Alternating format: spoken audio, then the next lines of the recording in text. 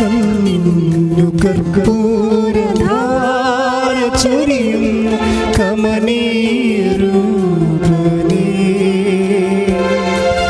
കരളിൽ പീയൂഷമായി പൊഴിയുന്ന യേശു മഹേശനേ, കണ്ണിന്നു കർപ്പൂരധാര ചൊരിയും കമനീയരൂപനേ, കരളിൽ പീയൂഷമായി പൊഴിയുന്ന യേശു മഹേശനേ, സ്തുതി നിനക്ക്, സ്തോത്രം നിനക്ക്, ആരാധനയും നിനക്ക്, സ്തുതി നിനക്ക്, സ്തോത്രം നിനക്ക്, ആരാധനയും നിനക്ക്, കണ്ണിന്നു കർപ്പൂരധാര ചൊരിയും കമനീയരൂപനേ, കരളിൽ പീയൂഷമായി പൊഴിയുന്ന യേശു മഹേശനേ.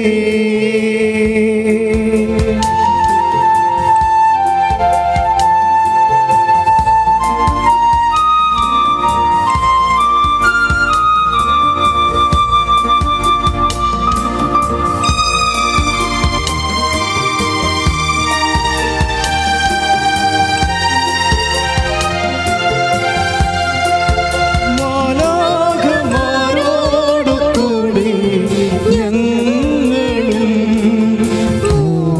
മോഹനമാമൊരു പാട്ട് പാടാം, മാലാഖമാരോടു കൂടി ഞങ്ങളും മോഹനമാമൊരു പാട്ട് പാടാം, മന്ത്രമനോഹര ഗീതികളാലെ മനമുരുകി ഒരു പാട്ട് പാടാം, മന്ത്രമനോഹര ഗീതികളാലെ മനമുരുകി ഒരു പാട്ട് പാടാം, കണ്ണിന്നു കർപ്പൂരധാര ചൊരിയും കമനീയരൂപനേ,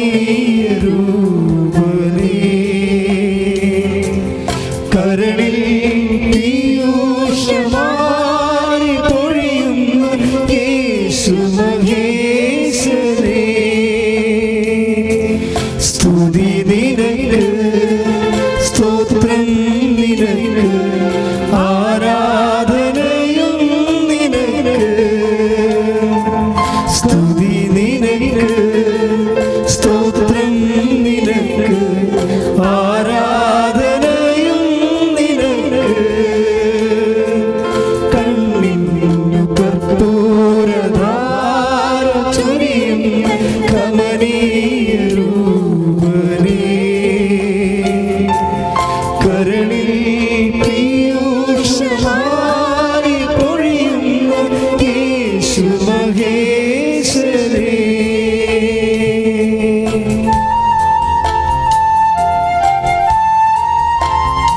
നമ്മുടെ അടുക്കിലേക്ക് ആഗതനായിരിക്കുന്ന ഈശോയെ നമുക്ക് ആരാധിക്കാം.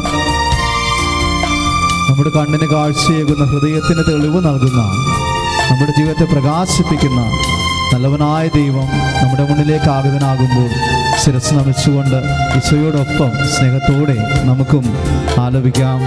കർത്താവേ, ഞങ്ങളിൽ കനിയണമേ, ഞങ്ങളെ നീ നിന്റെ സ്വന്തമാക്കണമേ. കാണണമെന്നും എൻ ഹൃദയമേ, തനുവിതൾ വാഴ്ത്തുന്ന തിരുഗാത്രം തെളിവായി കാണണമെന്നും എൻ ഹൃദയമേ, തനുവിതൾ വാഴ്ത്തുന്ന തിരുഗാത്രം, താരവും പ്രകൃതിയും ഒന്നിച്ചു കൊണ്ടിട്ടു താണ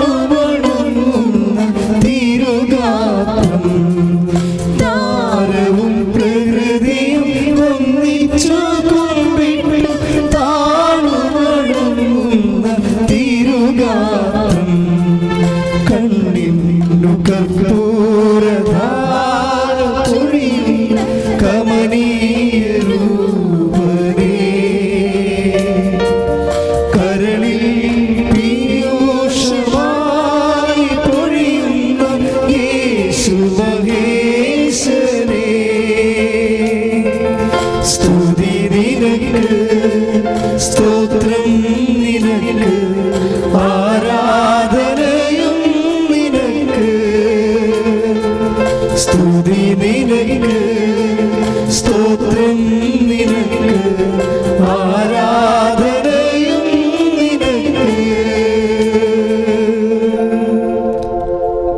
പരിശുദ്ധ പരമദിവ്യകാരുണ്യത്തിന് നേരവും ആരാധനയും സ്തുതിയും പുകഴ്ചയും ഉണ്ടായിരിക്കട്ടെ. പരിശുദ്ധ പരമദിവ്യകാരുണ്യത്തിന് നേരവും ആരാധനയും സ്തുതിയും പുകഴ്ചയും ഉണ്ടായിരിക്കട്ടെ. പരിശുദ്ധ പരമദിവ്യകാരുണ്യത്തിന് നേരവും ആരാധനയും സ്തുതിയും പുകഴ്ചയും ഉണ്ടായിരിക്കട്ടെ. നമുക്ക് സന്തോഷത്തോടെ സ്നേഹത്തോടെ ഏറ്റു പ്രാർത്ഥിക്കാം. അമ്മേ പരിശുദ്ധമ്മേ, അമ്മേ പരിശുദ്ധമേ, ദൈവമാതാവേ, ദൈവമാതാവേ, കൃപാസനത്തിലൂടെ ഞങ്ങൾക്കും ഞങ്ങളുടെ ദേശത്തിനും അമ്മ മാധ്യസ്ഥം തേടി തന്ന എല്ലാ അനുഗ്രഹങ്ങൾക്കും കൃപകൾക്കും ഞങ്ങളിപ്പോൾ നന്ദി പറയുന്നു. അമ്മേ പരിശുദ്ധമ്മേ, ദൈവമാതാവേ, 2004 ഡിസംബർ 7 തീയതി കഴിഞ്ഞ 2:30 വാസനത്തിൽ സംഭവിച്ച അമ്മയുടെ പ്രത്യക്ഷപ്പെടലിനെ കുറിച്ച് തിരുസഭ വിവേചന അധികാരത്താൽ പഠിക്കുവാൻ എത്രയും വേഗം ഇടയാക്കണമേ. അമ്മേ പരിശുദ്ധമേ, ദേവമാതാവേ, ദൈവത്തിന്റെ സാന്നിധ്യവും സന്ധിപ്പും അനുഭവിക്കുക വഴി ഈ പ്രത്യക്ഷീകരണത്തിലൂടെ ആത്മീയ വിശുദ്ധി ദൈവശക്തി കൈവരിക്കുവാൻ ഞങ്ങളുടെ കുടുംബങ്ങളെ അനുഗ്രഹിക്കണം. ശ്രദ്ധിക്കട്ടെ. ഞങ്ങളുടെ കുടുംബങ്ങളുടെ അനുഗ്രഹവും കൃപയും ഉണ്ടാകണമേ എന്ന് പ്രാർത്ഥിക്കുന്നു. സ്തുതി നിനക്ക്, സ്തോത്രം നിനക്ക്, ആരാധനയും നിനക്ക്. സ്തുതി നിനക്ക്, സ്തോത്രം നിനക്ക്, ആരാധനയും നിനക്ക്. കണ്ണിന്നു കർപ്പൂരധാര ചൊരിയുന്ന കമനീയ രൂപനേ,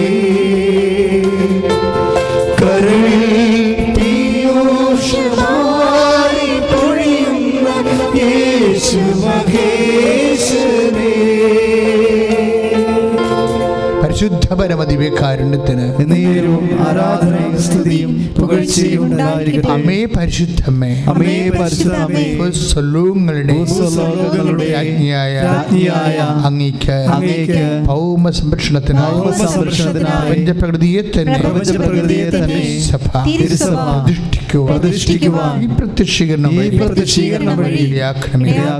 പരിശുദ്ധ അമ്മേ, ജപമാല മാതാവേ, സകല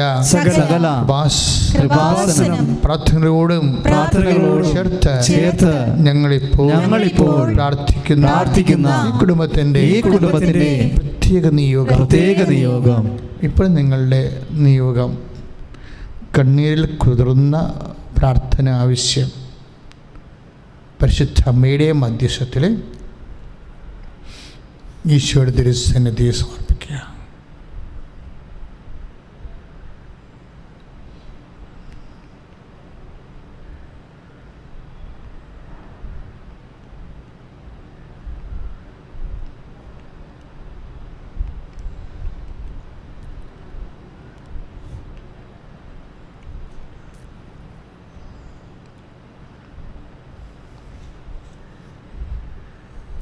അമ്മയുടെ പ്രത്യക്ഷീകരണത്തിന്റെ അനുഗ്രഹവേളയിൽ ഞങ്ങൾക്ക് സാധിച്ചു തരുവാൻ ശ്രദ്ധിക്കട്ടെ.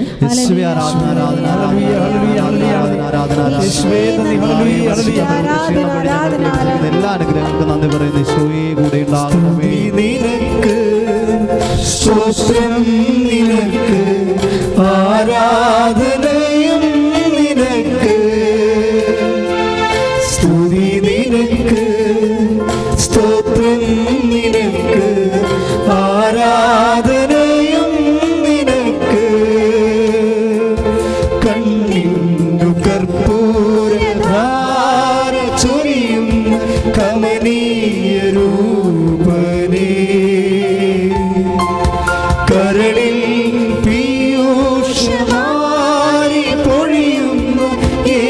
യേശു മഹേശനേ.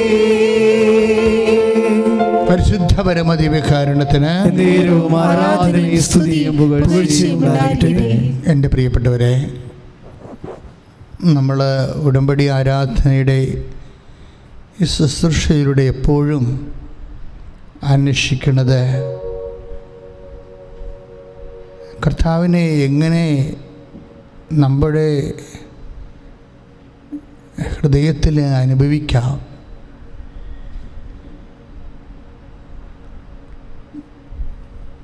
എങ്ങനെയാണ് നമ്മളുടെ ഈ പ്രത്യേക ഹൃദയഭാരത്തിൻ്റെ കാലത്ത് എങ്ങനെയാണ് നമ്മൾക്ക് ആ ജീവിത പ്രതിസന്ധിയിലേക്ക് ദൈവത്തെ എത്രയും വേഗം ഇടപെടുത്താം. ഇങ്ങനെയുള്ള കുറച്ച് ടെക്നിക്കലായിട്ടുള്ള വശങ്ങളാണ്,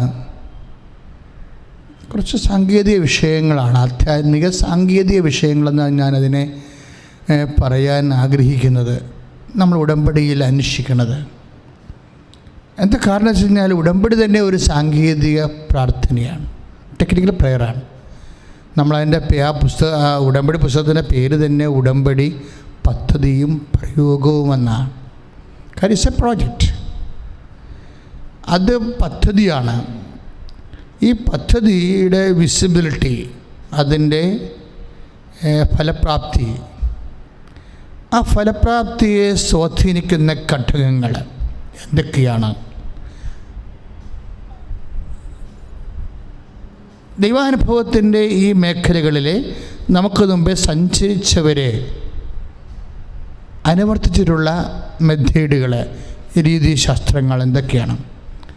അങ്ങനെ ടെക്നിക്കലായിട്ടുള്ള സാങ്കേതികമായ ഒരു അന്വേഷണമാണ് എപ്പോഴും ഉടമ്പടി ധ്യാനത്തിൽ വരുന്നത്. നിങ്ങൾ അച്ഛന് വേണ്ടി പ്രാർത്ഥിക്കുക. കർത്താവായ ദൈവമേ, ഓൺലൈനിൽ പങ്കെടുക്കുന്ന എല്ലാ മക്കളെയും അങ്ങയുടെ തിരുസന്നിധിയിൽ സമർപ്പിക്കുന്നു. ഈ ആരാധന ഇവിടെ എല്ലാം ഇരുന്ന് കൂടുന്നുവോ? മീഡിയയിലെ എപ്പോഴെല്ലാം കൂടുന്നുവോ അപ്പോഴെല്ലാം അവർക്ക് അനുഭവം കിട്ടുന്ന വലിയ അഭിഷേകം ഞങ്ങൾക്ക് നൽകണമേ. കർത്താവേ, അങ്ങയുടെ അഭിഷിക്തനെ ഇപ്പോഴ് ആത്മാവിൽ സ്പർശിക്കണം. അനേകായിരങ്ങള് ഹൃദയം തകർന്ന് മനസ്സ് നുറുങ്ങി ജീവിതം വല്ലാത്ത അവസ്ഥയില് അതിജീവിക്കാൻ വേണ്ടി പരിശ്രമിക്കുമ്പോൾ അവർക്ക് കരുത്തായി അവർക്ക് തുണയായി അമ്മയുടെ മധ്യസ്ഥതയിൽ യേശുവിന്റെ ശക്തി അവരാഗ്രഹിക്കുന്ന ജീവിത മണ്ഡലങ്ങളിൽ ആരാധനയുടെ സ്വർഗീയ നിമിഷത്തിൽ അനുഭവിക്കുവാൻ ഇടയാക്കണമേ. ശ്രദ്ധിക്കട്ടെ.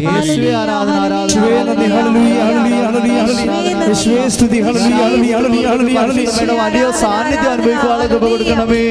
അമ്മയുടെ സ്നേഹം വരുവാനുള്ള കൃപ കൊടുക്കണമേ. അനുഗ്രഹങ്ങൾ പ്രാപിക്കുവാനുള്ള കൃപ കൊടുക്കണമേ. ഒത്തിരി സ്നേഹത്തോടെ പ്രാർത്ഥിക്കുന്ന പരിശുദ്ധ അമ്മയുടെ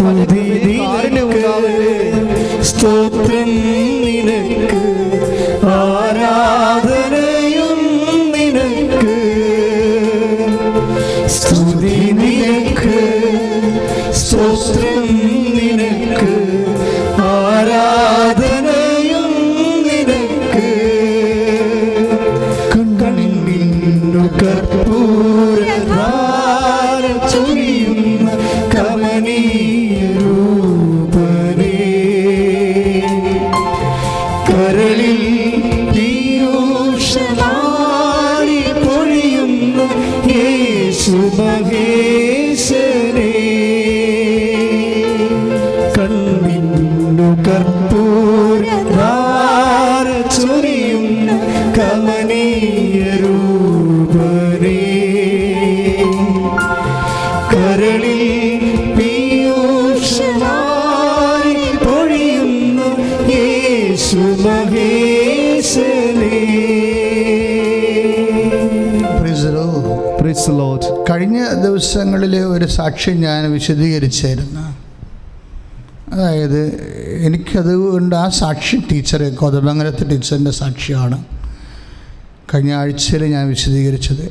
ആ സാക്ഷ്യം വിശദീകരിച്ചപ്പോൾ എൻ്റെ മനസ്സിനെ വല്ലാതെ സ്പർശിച്ച ഒരു വിഷയം, ഈ ഉടമ്പടി ധ്യാനത്തിന് സമയാതീതമായിട്ടുള്ള ഒരു അഭിഷേക ശക്തി ഉണ്ടെന്നുള്ളതാണ്.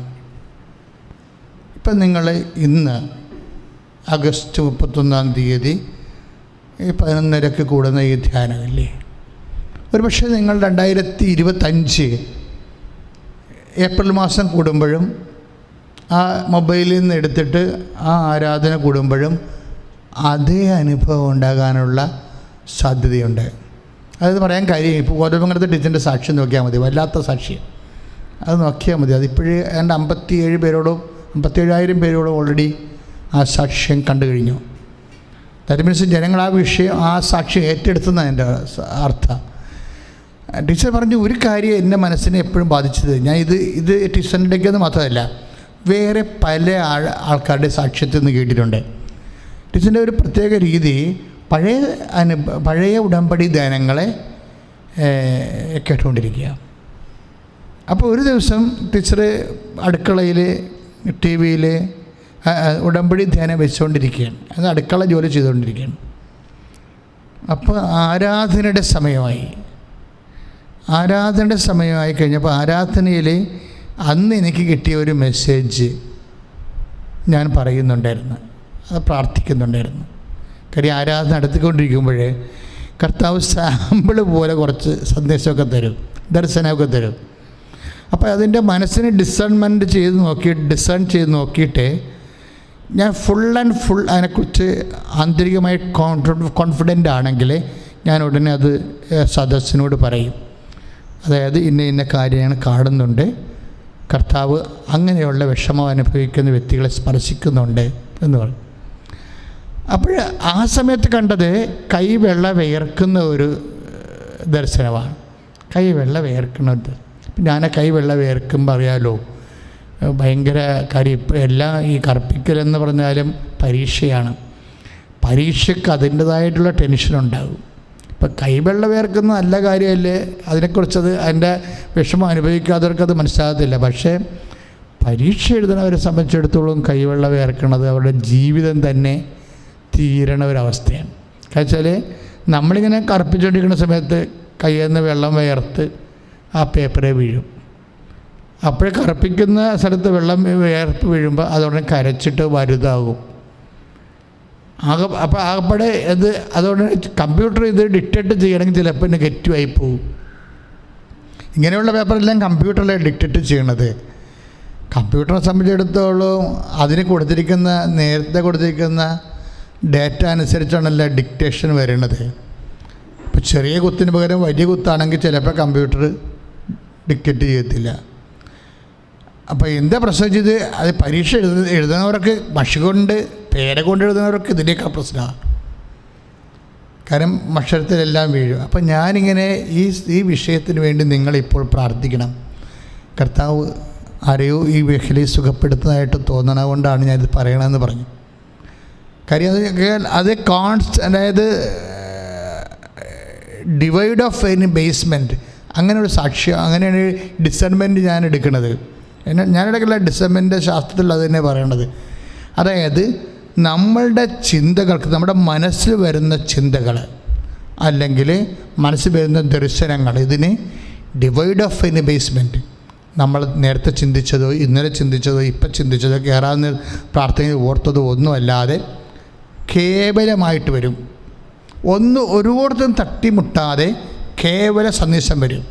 അപ്പം കേവല സന്ദേശം അത് 100% പരിശുദ്ധാത്മാവിൻ്റെ ആയിരിക്കും. അപ്പം അങ്ങനെ എനിക്ക് ആന്തരിക ബോധ്യം കിട്ടുമ്പോൾ ഞാനത് പറയും.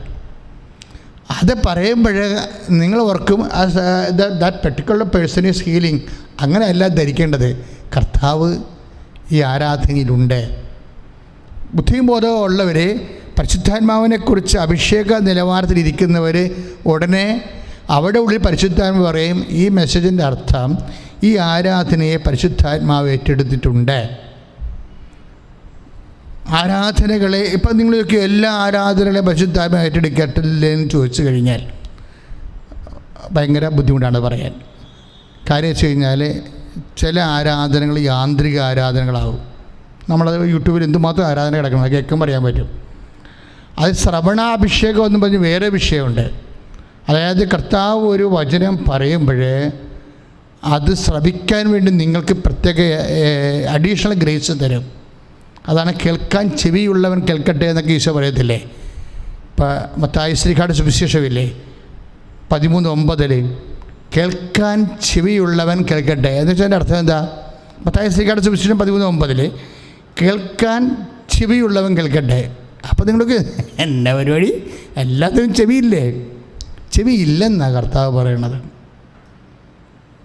ചെവിയില്ലെന്നാണ് പറയണത്. അതായത് വചനം കേൾക്കുന്നതിന് there is a special hearing anointment. ഒരു വചനം കേൾക്കുന്നതിനും ഇപ്പോൾ വചനം പറയുന്നതിന് അനോയിൻമെൻ്റ് ഉള്ളതുപോലെ തന്നെയാണ് വചനം കേൾക്കുന്നതിനും അനോയിൻമെൻ്റ് ഉണ്ട്. നിങ്ങളുടെ ചെവി ഒന്ന് പൊത്തിക്കേ, ഇതിങ്ങനെ 2 കൈ കൊണ്ട് ഇങ്ങനെ പൊത്തിക്കേ.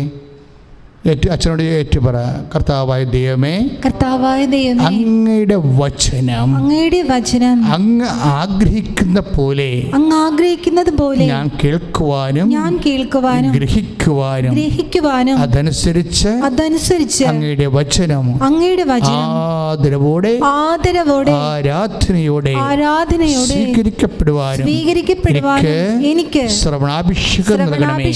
ശ്രദ്ധിക്കട്ടെ. ഹല്ലേലൂയ. വചനം കേൾക്കുവാനും ശ്രമിക്കുവാനും മനസ്സിലാക്കുവാനും ഗ്രഹിക്കുവാനുള്ള വലിയ കൃപ നൽകണമേ. അതിനായി പരിശുദ്ധാത്മാവിനെ ഞങ്ങളുടെ ജീവിതത്തിലേക്ക് ഹൃദയത്തിലേക്ക് പങ്കെടുക്കണമേ എന്ന് പ്രാർത്ഥിക്കുന്നു. ആരാധന ആരാധന ആരാധന ആരാധന ആരാധന ആരാധന. മാലാഖമാരോട് കൂടെ ഞങ്ങളും മോഹനമായൊരു പാട്ടുപാടാം. മോഹനമായൊരു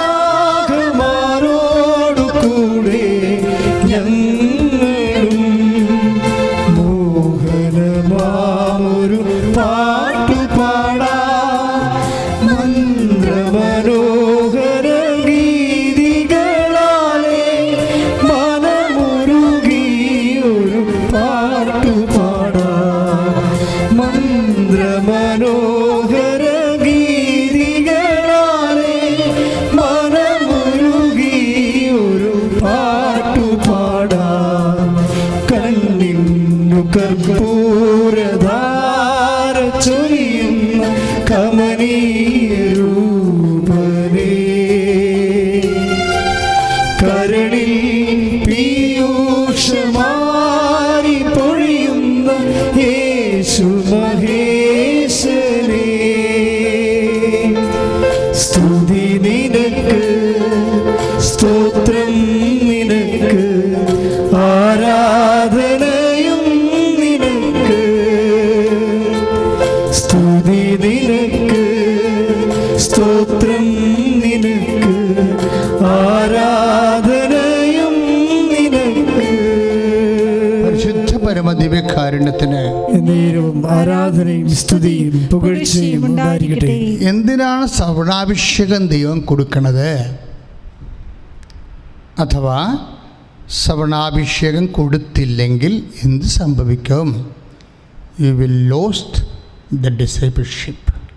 കർത്താവിൻ്റെ ശിഷ്യനായിരിക്കുക സാധ്യമല്ല. നാമമാത്രം അന്നാട് പുള്ളി ക്രിസ്ത്യാനിയാകാം, ഇല്ലേ? അതിന് കുഴപ്പമൊന്നുമില്ല. അന്നാട് പുള്ളി ക്രിസ്ത്യാനി എന്ന് പറഞ്ഞാൽ നാമമാത്രം ക്രിസ്ത്യാനിയാകാം, അതിന് കുഴപ്പമില്ല. വചനവും വായിക്കാം, അതിന് കുഴപ്പമില്ല. വചനം ഗ്രഹിക്കുക എന്നുള്ളത് അതെന്തോരം ലളിതമായിരിക്കുന്നു. എന്താണ് ശ്രവണാഭിഷേകത്തിൻ്റെ ഗുണം? കഠിന വചനങ്ങൾ ലളിതമാക്കപ്പെടും. പരുത്തവ മൃദുവാക്കപ്പെടുമെന്ന് യോഹന്നാൻ മാതാനയുടെ വചനങ്ങളിലില്ലേ? അതുപോലെ തന്നെ കഠിന വചനങ്ങൾ ബേസിക്കായിട്ട് കഠിനമല്ല. പക്ഷേ ഒരാളിന് ശ്രവണാഭിഷേകത്തിന് ലഭിച്ചിരിക്കുന്ന ആനുപാതികമനുസരിച്ച് കൊണ്ട് അയാൾക്ക് കഠിനമോ ലഘുവോ ആകാം. ഇപ്പോഴേ ഉദാഹരണം, യേശുക്രിസ്തുവിനെക്കുറിച്ച് ഈശോ പറയുന്ന ഭാഗങ്ങളിലെ എൻ്റെ ശരീരം യഥാർത്ഥ ഭക്ഷണമാണ്, എൻ്റെ രക്തം യഥാർത്ഥ പാനീയമാണ്.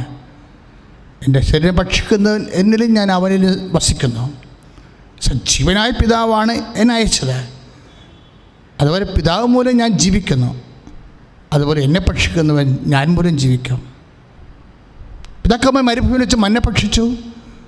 അതുപോലെയല്ല ഈ അപ്പം ഭക്ഷിക്കുന്നവൻ നിത്യം ജീവിക്കും. ലോകത്തിൻ്റെ ജീവന് വേണ്ടി ഞാൻ നൽകുന്ന അപ്പം ഇസ് മൈ ബോഡി, എൻ്റെ ശരീരം തന്നെയാണ് എന്ന് പറഞ്ഞപ്പോൾ പത്രോസിന് അത് ലളിതമായിട്ട് തോന്നി. ഒരു പ്രശ്നമില്ല.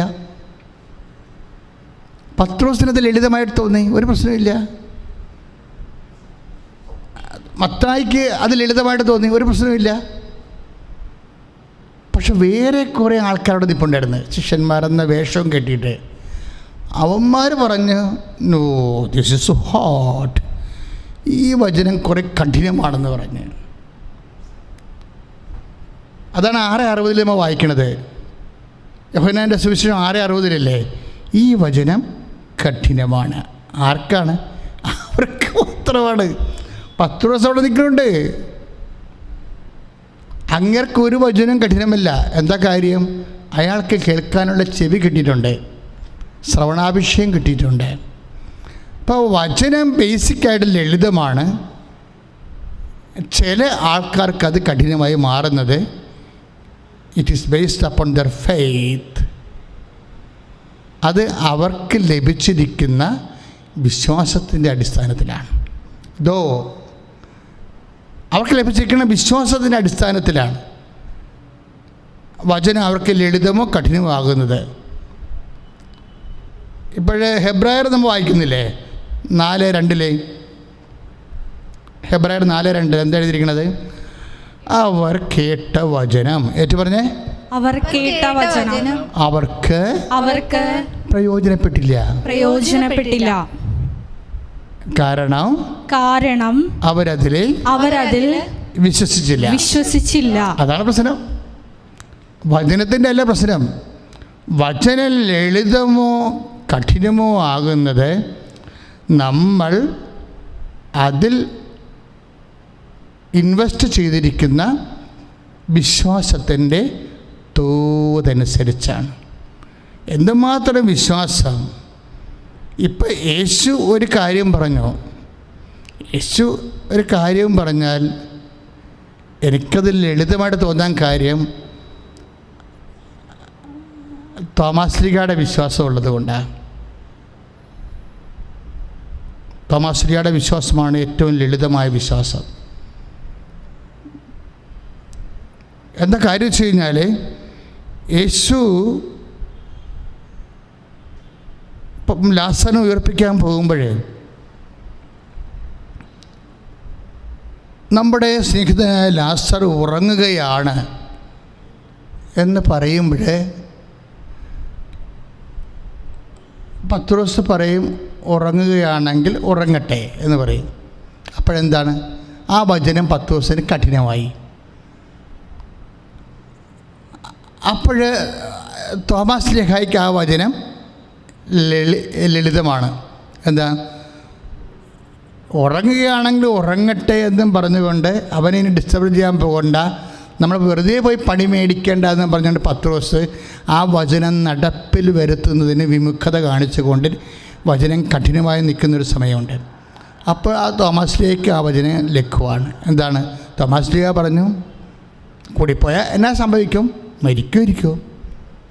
അതിൻ്റെ അപ്പുറത്തൊന്നും സംഭവിക്കത്തില്ലല്ലോ, നമുക്കും പോയി അവൻ്റെ കൂടെ മരിക്കാം. അത് അപ്പോഴേ തോമാസ് ലീഹയ്ക്ക് വളരെ കഠിനമായൊരു വചനമാണ് വളരെ ലഘുവായിരിക്കണത്. അതാണ് നമ്മൾ വായിക്കുന്നത് 11-16 യോഹന്നാൻ്റെ സുവിശേഷം. നമുക്കും പോയി അവനോടുകൂടെ മരിക്കാം. അപ്പോഴേ സ്വന്തം ജീവനേക്കാൾ യേശുവിനെ സ്നേഹിച്ചത് കൊണ്ടാണ് തോമാസ് ലീഹായ്ക്ക് വചനം പത്രോസിനേക്കാൾ ലഘുവായിട്ട് തോന്നിയത്. ദാറ്റ് മീൻസ് നിങ്ങൾക്ക് വചനം കഠിനമായി തോന്നലുണ്ടെങ്കിൽ it is differ according to the love and faith and hope you have with Jesus, towards Jesus. കർത്താവിനോടുള്ള സ്നേഹത്തോടും വിശ്വാസത്തോടും ഒപ്പമാണ് നമുക്ക് വചനം ലഘുവോ കഠിനവുമായി തീരണത്. ഇപ്പോൾ വചനത്തിൻ്റെ പ്രശ്നമല്ല ഇത്. പിന്നെ എന്തിൻ്റെ പ്രശ്നമാണ്? നമുക്ക് കർത്താവിനോടുള്ള സ്നേഹത്തിൻ്റെ കൂടുതലോ കുറവുമാണ് വിഷയം. നമുക്ക് കർത്താവിനോടുള്ള വിശ്വാസത്തിൻ്റെ കൂടുതലോ കുറവുമാണ് വിഷയം. ദാറ്റ് മീൻസ് കർത്താവിനുള്ള പ്രത്യാശയുടെ കൂടുതലോ കുറവോ. വിശ്വാസം അല്ല പ്രശ്നം. വിശ്വാസം എപ്പോഴും വരണത് ഒരു വ്യക്തിയോടാണ്. അല്ലെങ്കിൽ ഇപ്പം തന്നെ ഞാൻ ചില സമയത്ത് ഈ വചനം ചുവന്നുകൊണ്ട് പ്രസംഗിക്കാൻ കണ്ടിട്ടുണ്ട് നിങ്ങൾ. അല്ല, മനഃപൂർവ്വം ചുവക്കണമല്ല, പറഞ്ഞിരിക്കണതിൻ്റെ ഇടയിൽ ആവേശം കയറി തലവെച്ചുകൊണ്ടിരിക്കുന്നതാണ്. അതുപോലെ തന്നെ വചനം ആരാധനക്രമത്തിലൊക്കെ വരുമ്പോൾ വചനം തലക്ക് മുകളിൽ പിടിച്ചുകൊണ്ട് തന്നെ കാണാം. ചിലപ്പോൾ ഓൾട്ടർ ബോയ്സ് പിടിക്കും, ചിലപ്പോൾ അച്ഛന്മാർ പിടിക്കും, ചിലപ്പോൾ മെത്രന്മാർ പിടിക്കും. വചനം തലക്ക് മുകളിൽ പിടിക്കും. വചനം തലേ വെച്ചാലും തലക്ക് മുകളിൽ പിടിച്ചാലും നമ്മൾ അതിൽ വിശ്വസിക്കാത്തിടത്തോളം കാലം ഇത് വെറുതെ ഒരു കഥാപുസ്തകമാണ്. നമ്മൾ ഇതിൽ വിശ്വസിക്കാത്തിടത്തോളം കാലം ഇത് തലേ വെച്ചിട്ടും കാര്യമില്ല, കക്ഷത്ത് വെച്ചിട്ടും കാര്യമില്ല. ഇത് വെറും കഥാപുസ്തകമാണ്. കാര്യം നമ്മൾ വിശ്വസിക്കുന്നത് ഈ പുസ്തകത്തിൽ എഴുതിയിട്ടുള്ള വാക്കുകളിലല്ല, ഈ വാക്കുകൾ പറഞ്ഞ ഒരു മനുഷ്യനിലാണ്. ഈ ഗോട്ടപ്പാൻ ഒക്കെ മനസ്സിലായോ? എന്നെ ശ്രദ്ധിക്കണം നിങ്ങൾ. അതായത് നമ്മൾ വിശ്വസിക്കണത് ഈ വചനം വായിക്കുമ്പോൾ ചില ആൾക്കാർ പറയും വചനം 1000 വട്ടം എഴുതാം, അല്ലെങ്കിൽ 10,000 വട്ടം വായിക്കാം. നിങ്ങൾ അതൊക്കെ ചെയ്യുമ്പോൾ അതിൻ്റെ ബേസ്മെൻ്റ് എന്താണ്? ഈ വചനം പറഞ്ഞു തന്ന ഒരാളിലുള്ള വിശ്വാസം, ഈ വചനം നമുക്ക് പറഞ്ഞു തന്ന ആളിലുള്ള ഒരു സ്നേഹം, ഈ വചനം നമുക്ക് പറഞ്ഞു തന്ന ആളിലുള്ള ഒരു പ്രത്യാശ, അത് നിലനിൽക്കുന്നിടത്തോളം കാലം മാത്രമേ നീ ഈ വചനം ഹോൾഡ് ചെയ്യുന്നത് കൊണ്ട് ഇത് ദൈവത്തിൻ്റെ വചനമായി നിനക്ക് അനുഭവപ്പെടത്തുള്ളൂ. അതിൻ്റെ അർത്ഥം എന്താണ്? കർത്താവിലുള്ള വിശ്വാസം, കർത്താവിലുള്ള സ്നേഹം, കർത്താവിലുള്ള പ്രത്യാശ. ഇതാണ് വചനത്തേക്കാൾ പ്രധാനപ്പെട്ടത്. നമ്മളെഴുതുന്ന ബൈബിളിനേക്കാൾ പ്രധാനപ്പെട്ടത് എന്താ? ആ ബൈബിളിൻ്റെ വാക്കുകൾ നമുക്ക് പറഞ്ഞു തന്ന വ്യക്തിയിലുള്ള നമ്മുടെ വിശ്വാസം. ആ വിശ്വാസമാണ് വചനത്തിലുള്ള വിശ്വാസം എന്ന് പറയണത്. ഇപ്പം ചില ആൾക്കാർക്ക് വിചാരിക്കും ഈ പുസ്തകത്തിലുള്ള വിശ്വാസമാണെന്ന്. പുസ്തകത്തിലുള്ള വിശ്വാസമല്ല. ഈ പുസ്തകത്തിലെ വചനങ്ങൾ സ്പെൽ ഔട്ട് ചെയ്ത ആളുണ്ട്. ആ സ്പെൽ ഔട്ട് ചെയ്ത വ്യക്തിയിലുള്ള, ദാറ്റ് മീൻസ് ബേസിക്കലി അവർ faith is faith in a person, not in a word. നമ്മുടെ വിശ്വാസം എന്ന് പറയുന്നത് ഒരു വ്യക്തിയിലാണ്. ആരിലാണ്? പിതാവ്, പുത്രൻ, പരിശുദ്ധാത്മാവ് ഒരുമിച്ച് വസിക്കുന്ന പിതാവായ കർത്താവായ യേശുക്രിസ്തുവിലുള്ള വിശ്വാസമാണ്. കർത്താവ് യേശുക്രിസ്തുവിൻ്റെ സ്നേഹമാണ്. ഹെബ്രായർ എന്താണ് അങ്ങനെ പറയണത്? അവർ കേട്ട വചനം അവർക്ക് പ്രയോജനപ്പെട്ടില്ല, അവരതിൽ വിശ്വസിച്ചില്ല എന്ന് 4:2 എന്താ പറയണത്? അവർ കേട്ട വചനം അവർക്ക് പ്രയോജനപ്പെടണമെങ്കിൽ ആ വചനം പറഞ്ഞ ആളെ വിശ്വസിക്കണം. തോമാസ് ലീഗയ്ക്ക് വചനം ലഘുവായി തോന്നിയത് എന്താ കാരണം? തോമാസ് ലീഗയ്ക്ക് അത്ര ഇഷ്ടമായിരുന്നു ഈശോനോട്. അതാണ് പ്രശ്നം. നമുക്ക് വചനം ലഘുവായി തോന്നണമെങ്കിൽ പത്രോസിന് ആ സമയത്ത് കഠിനമായി തോന്നി. കാര്യം എന്താണ്? കഴിഞ്ഞ ആഴ്ച സ്വർഗസ്ഥനായ പിതാവ് എന്ന പ്രാർത്ഥന പഠിപ്പിച്ചപ്പോൾ അവിടെ നിന്ന് എറിയാൻ കല്ലുകളെടുത്താണ്. അതുകൊണ്ട് വേണം നമ്മൾ ബethനിയിൽ നിന്ന് ബെത്ലഹേമിൽ വന്ന് താമസിക്കുന്നത്. ഇനിയിപ്പോൾ ലാസർ മരിച്ചു എന്നും പറഞ്ഞ് അങ്ങോട്ട് ചെന്ന് കഴിഞ്ഞാൽ ആ പഴയ കല്ലുമ്പറക്കി വെച്ചിരിക്കുന്ന കക്ഷികൾ നമ്മളെ കൈകാര്യം ചെയ്യും. അതുകൊണ്ട് ഉറങ്ങണം, ഉണരട്ടെ, ഉറങ്ങട്ടെ, അവൻ സുഖം പ്രാപിച്ചു കൊള്ളും. അല്ല, അവൻ മരിച്ചുപോയി എന്ന് ഈശോ പറയും. ഞാൻ അവിടെ ഇല്ലാതിരുന്നതിന് നിങ്ങളെ പ്രതി ഞാൻ ദൈവത്തിന് നന്ദി പറയുന്നു. എന്താ കാര്യം? വിശ്വാസത്തിൻ്റെ ഒരു പാഠം പഠിപ്പിക്കുക. ഞാൻ അവിടെ ഇല്ലാതിരുന്നതിന് നിങ്ങളെ പ്രതി ഞാൻ ദൈവത്തിന് നന്ദി പറയുന്നു. എന്താണ് കാര്യം? വിശ്വാസത്തിൻ്റെ ഒരു പാഠം പഠിപ്പിക്കുകയാണ്. എന്താണ് വിശ്വാസത്തിൻ്റെ പാഠം? അതാരെയാണ് ആദ്യം പഠിപ്പിച്ചത്? അത് പഠിപ്പിച്ചത്, വിശ്വാസത്തിൻ്റെ ഒരു പാഠം പഠിപ്പിച്ചത്, ആദ്യം പഠിപ്പിച്ചത് ആരെയാണ്? അപ്പോസ്തലന്മാരല്ല, ഒരു ചേട്ടത്തിനെയാണ് പഠിപ്പിച്ചത്. ഞാൻ അവിടെ ഇല്ലാതിരുന്നതിന് നിങ്ങളെ പ്രതി ഞാൻ ദൈവത്തിന് നന്ദി പറയുന്നു. എന്താ അങ്ങനെ പറയാൻ കാരണം? ഞാൻ അവിടെ ഇല്ലാതിരുന്നത് കൊണ്ട് ഈശോയ്ക്ക് വിശ്വാസത്തിൻ്റെ ഒരു പാഠം പഠിപ്പിക്കാൻ കഴിയും. ഉണ്ടായിരുന്നെങ്കിൽ പറ്റത്തില്ലായിരുന്നു, ലാസർ മരിക്കത്തില്ലായിരുന്നു. മറിയവും മാർത്തായും അത് പറയുന്നുണ്ട്, കർത്താവ് നീ ഇവിടെ ഉണ്ടായിരുന്നെങ്കിൽ അവൻ എൻ്റെ സഹോദരൻ മരിക്കില്ലായിരുന്നു. അപ്പോൾ വിശ്വാസത്തിൻ്റെ പാഠമില്ല. അപ്പം ചില സമയത്ത് കർത്താവ് ഇല്ലാതിരിക്കുന്നതാണ് നല്ലത്. എപ്പോഴും കർത്താവ് ഉണ്ടായിരിക്കണത് അത്ര നല്ലുള്ള കാര്യമല്ല. മനസ്സിലായില്ലേ? ഇപ്പം നീ പ്രാർത്ഥിക്കുന്നു, ഞാൻ പ്രാർത്ഥിച്ചിട്ട് ദൈവം കേൾക്കണില്ല, ദൈവം ഇല്ല, ദാറ്റ്സ് ഓക്കെ, ക്ലിയർ. അപ്പോഴും കർത്താവ് എന്താ പറയണത്? ഞാൻ ഇപ്പോൾ നിൻ്റെ ജീവിതത്തിൽ ഇവിടെ ആബ്സെൻ്റ് ആയിരിക്കണത് നിന്നെ പ്രതി ഞാൻ എൻ്റെ പിതാവിന് നന്ദി പറയുന്നു. എന്താ? വിശ്വാസത്തിൻ്റെ ഒരു പാഠം നീ ഇതിലൂടെ പഠിക്കും. ശ്രുതികട ഹല്ലേലൂയ, ഹല്ലേലൂയ, ഹല്ലേലൂയ. വിശ്വാസത്തിന്റെ പാഠങ്ങൾ ഞങ്ങളെ പഠിപ്പിക്കണമേ. പൂർണ്ണമായുള്ള വിശ്വാസം, ഹൃദയത്തിൽ അടിയുറച്ച വിശ്വാസം ഞങ്ങൾക്ക് നൽകണമേ. യേശുവേ ആരാധന, ആരാധന, ആരാധന, ആരാധന, ആരാധന. യേശുവേ ആരാധന. വിശ്വാസവും ദൈവസ്നേഹവും വർദ്ധിപ്പിച്ച് ഈശോയെ വചനം ലഘുവായി അനുഭവിക്കുവാൻ ഞങ്ങളെ അഭിഷേകം ചെയ്യണമേ. ഹൃദന്റെ വാഴ്ത്തുന്ന തിരുഗാത്രം. ഹല്ലേലൂയ,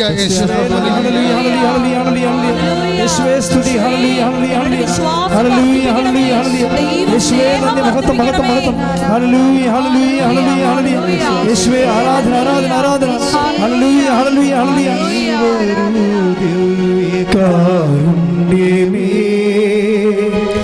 നീ വരൂ, ദൈവ കാരുണ്യമേ നീ വരൂ, ദിവ്യ കാരുണ്യമേ നീ വരൂ, ദൈവ കാരുണ്യമേ. ജീവിതം നിന്റെ കാരുണ്യമേ, ജീവനേ നിത്യ കാരുണ്യമേ.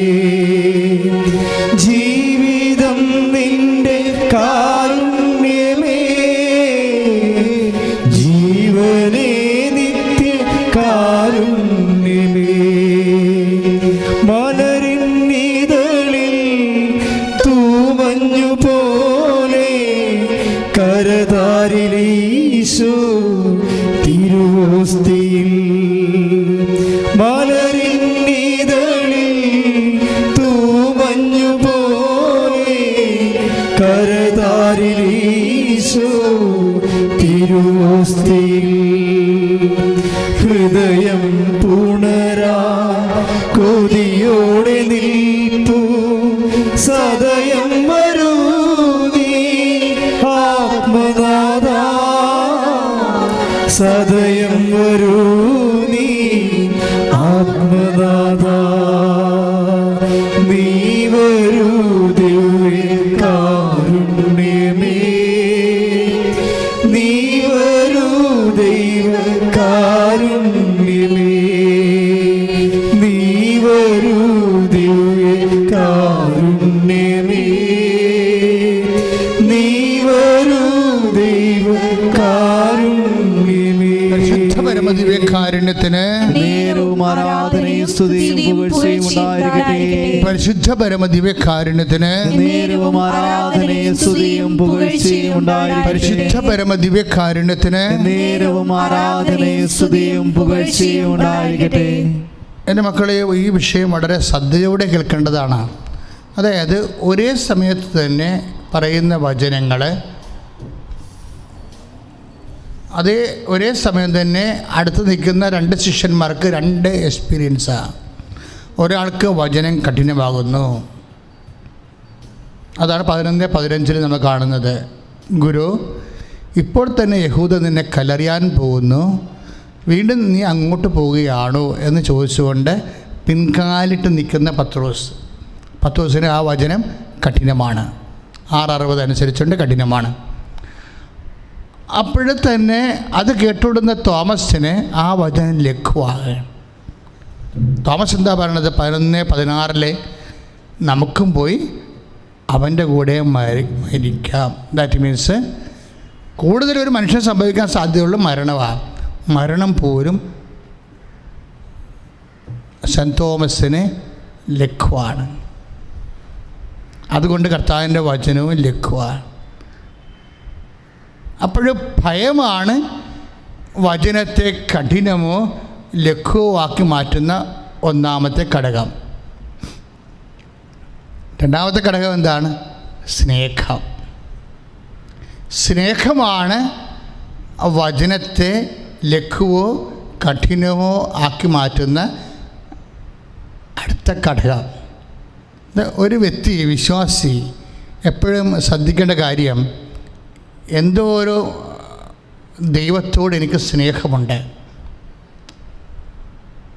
എന്തോട് വചനം നിവർത്തിയാക്കുന്നതിലുള്ള ഭയം എനിക്ക് മാറിയിട്ടുണ്ട്. നിങ്ങൾ ദൈവത്തോട് പ്രാർത്ഥിക്കേണ്ട 2 കാര്യങ്ങളുണ്ട്. അതായത്, ഒന്ന് ഭയം മാറണം. ഭയം മാറിയാലേ വചനം ലഘുവാകത്തുള്ളൂ. പിന്നെ എന്താ? സ്നേഹം കൂടണം. സ്നേഹം കൂടിയാലേ വചനം ലഘുവാകത്തുള്ളൂ. ഇപ്പോഴും നമ്മൾ നേരത്തെ ഒരു സുവിശേഷ പ്രഭാഷണത്തിൽ കേട്ടതാണ്, ഞാൻ തന്നെ പറഞ്ഞതാണ് ഈ വേദിയിൽ. എന്താണ്? അധ്വാനിക്കുന്നവനെ ഭാരം വഹിക്കുന്നവനെ എൻ്റെ അടുക്ക വരിക. ഇപ്പം ഭാരം വഹിക്കുന്നവനുണ്ട് അല്ലേ? ഭാരം വഹിക്കുന്നത് ഓരോരോ ജീവിത അവസ്ഥകൾ കൊണ്ട് മനുഷ്യന് ഭാരമുണ്ടാകാം. സാമ്പത്തികമാകാം, ശാരീരിക രോഗം കൊണ്ട് ശാരീരികമാകാം, കുടുംബത്തിൻ്റെ ഭാരോടമ്പടി നടക്കാത്ത കൊണ്ട് മാനസികമാകാം. ഇങ്ങനെ വ്യത്യസ്തങ്ങളായ ഭാരം, വ്യത്യസ്തങ്ങളായ ഭാരം മനുഷ്യന് ഉണ്ടാകുമെന്ന് ഈശോയ്ക്കറിയാം. നമ്മൾ 11:18 പോകും, 28 പോകത്തില്ലേ? മത്തായിയുടെ സുവിശേഷം 11:28, 29 വചനങ്ങൾ വരുമ്പോൾ, അധ്വാനിക്കുന്നവനെ ഭാരം വഹിക്കുന്നവനെ എൻ്റെ അടുത്ത് വരിക. എന്തിനാണ്? ഞാൻ നിങ്ങളെ ആശ്വസിപ്പിക്കാം. യേശുവിൻ്റെ അടുത്ത് നമ്മൾ ചെല്ലണം. എന്തിനാണ്? ആശ്വാസം പ്രാപിക്കാൻ വേണ്ടിയാണ് നമ്മൾ ചെല്ലണത്. അത് വ്യക്തമാണത്, എൻ്റെ യാതൊരു തെറ്റുമില്ല.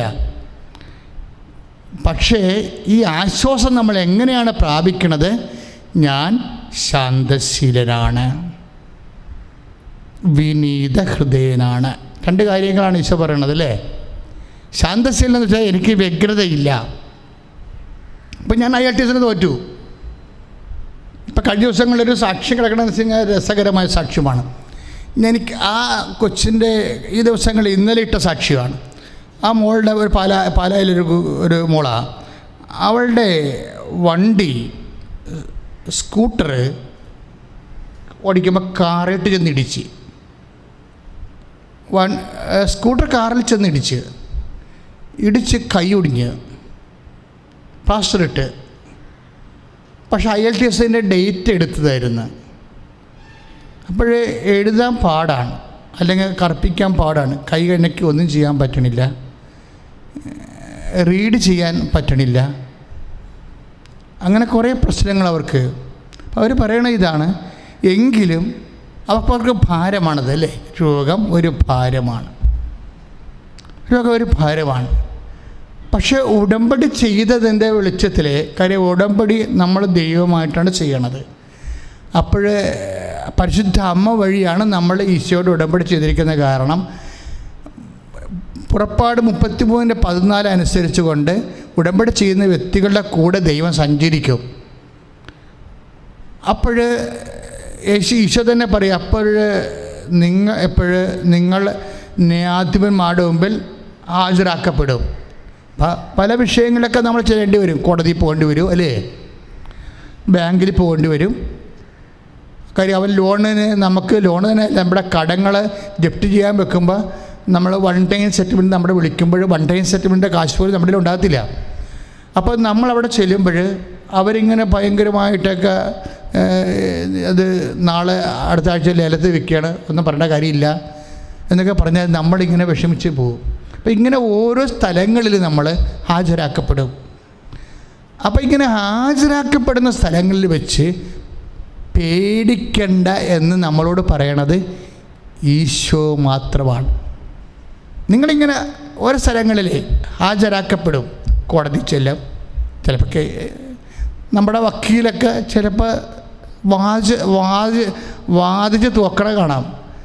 കാര്യം വക്കീൽമാർ തമ്മിൽ അഡ്ജസ്റ്റ്മെൻ്റ് ഉണ്ടെന്നുണ്ടെങ്കിൽ തീർച്ചയായിട്ടും ആ കേസ് ചിലപ്പോൾ തോക്കണതായിരിക്കും വക്കീലിന് നല്ലത്. കാര്യം ജയിക്കണ വക്കീലിന് മിക്കവാറും ചിലപ്പോൾ 5 ലക്ഷം കിട്ടുകയാണെങ്കിൽ അതിൽ 1 ലക്ഷം ഇയാൾക്ക് കൊടുക്കാമെന്ന് പറഞ്ഞാൽ ഇയാൾ തോറ്റു കൊടുക്കാൻ തയ്യാറാകും. വക്കീൽമാർ തമ്മിൽ ചില വക്കീൽമാർ, എല്ലായിടത്തും അല്ല, ചില വക്കീൽമാർ തമ്മിൽ ഇതുപോലെ ബിസിനസ് അറേഞ്ച്മെൻ്റ് ഉണ്ട്. അവർക്കെല്ലാം കേസ് ബിസിനസ്സാണ്. അപ്പോഴങ്ങനെ വരുമ്പോൾ നമ്മുടെ വക്കീൽ നിയമങ്ങൾ അറിയാമെങ്കിലും ഒന്നും പറയത്തില്ല. ബബ്ബ അടിച്ചങ്ങനെ ജഡ്ജിയുടെ മുമ്പിൽ അല്ലെ മജിസ്ട്രേറ്റിൻ്റെ മുമ്പിൽ ബബ്ബ അടിച്ച് നിൽക്കും. അപ്പോൾ എൻ്റെ സഹപ്രവർത്തകർ വിജയകുമാറിൻ്റെ ഒരു കേസ് ഞാൻ എപ്പോഴും ഓർക്കും. അങ്ങേരുടെ വക്കീൽ കോടതിയിൽ ജഡ്ജിയോട് ബബ്ബ അടിച്ച് നിൽക്കുകയാണ്. നിയമങ്ങളറിയാം, പക്ഷേ മറ്റേ വക്കീൽ കത്തിക്കയറിക്കൊണ്ട് നിൽക്കുകയാണ്.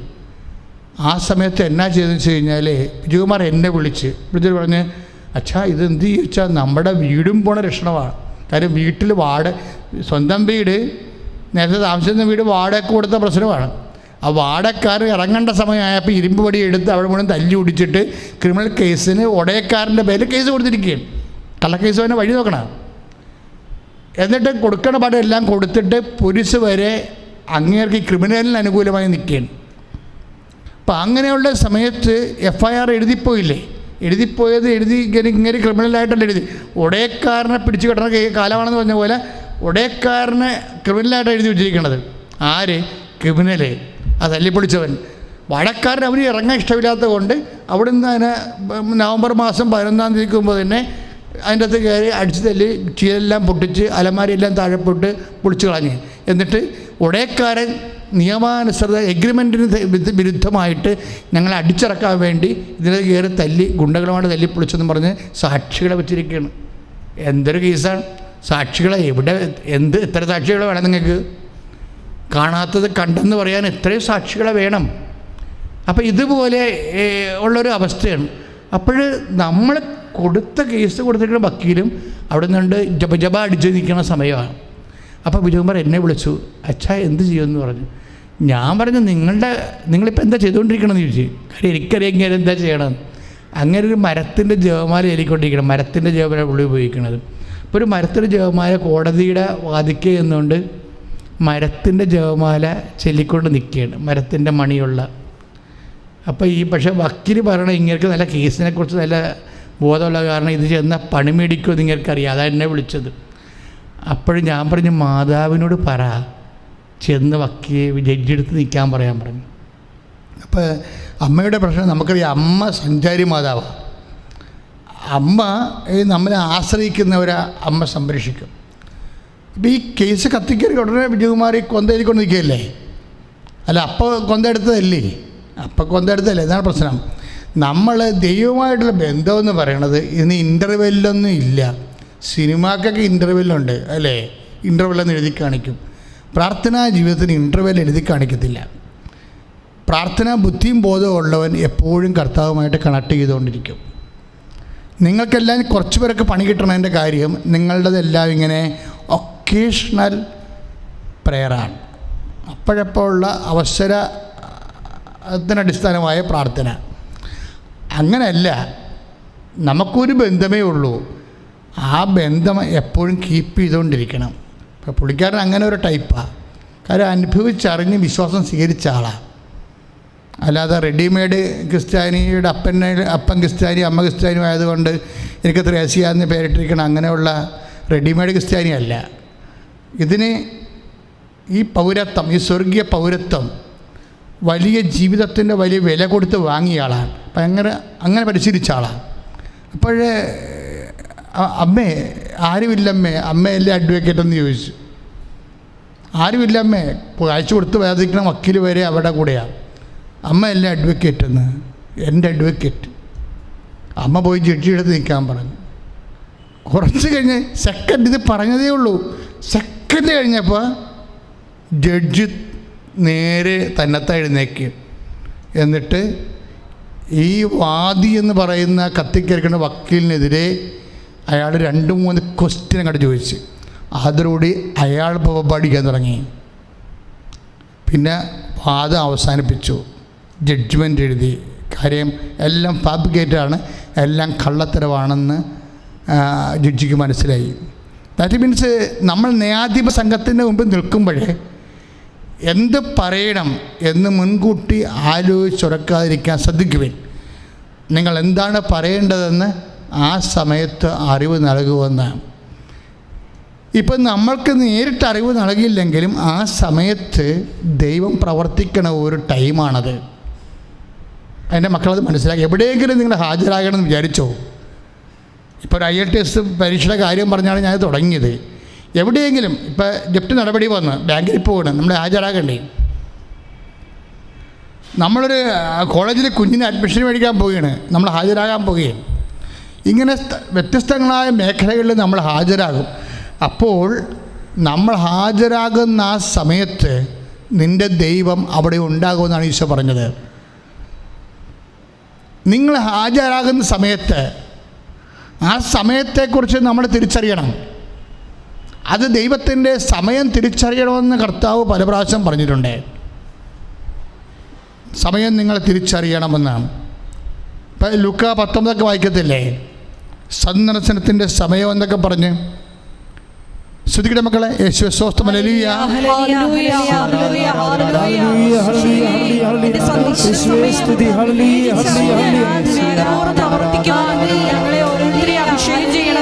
ഉടമ്പടി നിബന്ധനകൾ പാലിക്കുന്നതിലൂടെ ഈശോയെ ഞങ്ങളുടെ കൂടെ വരണമേ എന്ന് പ്രാർത്ഥിക്കുന്നു.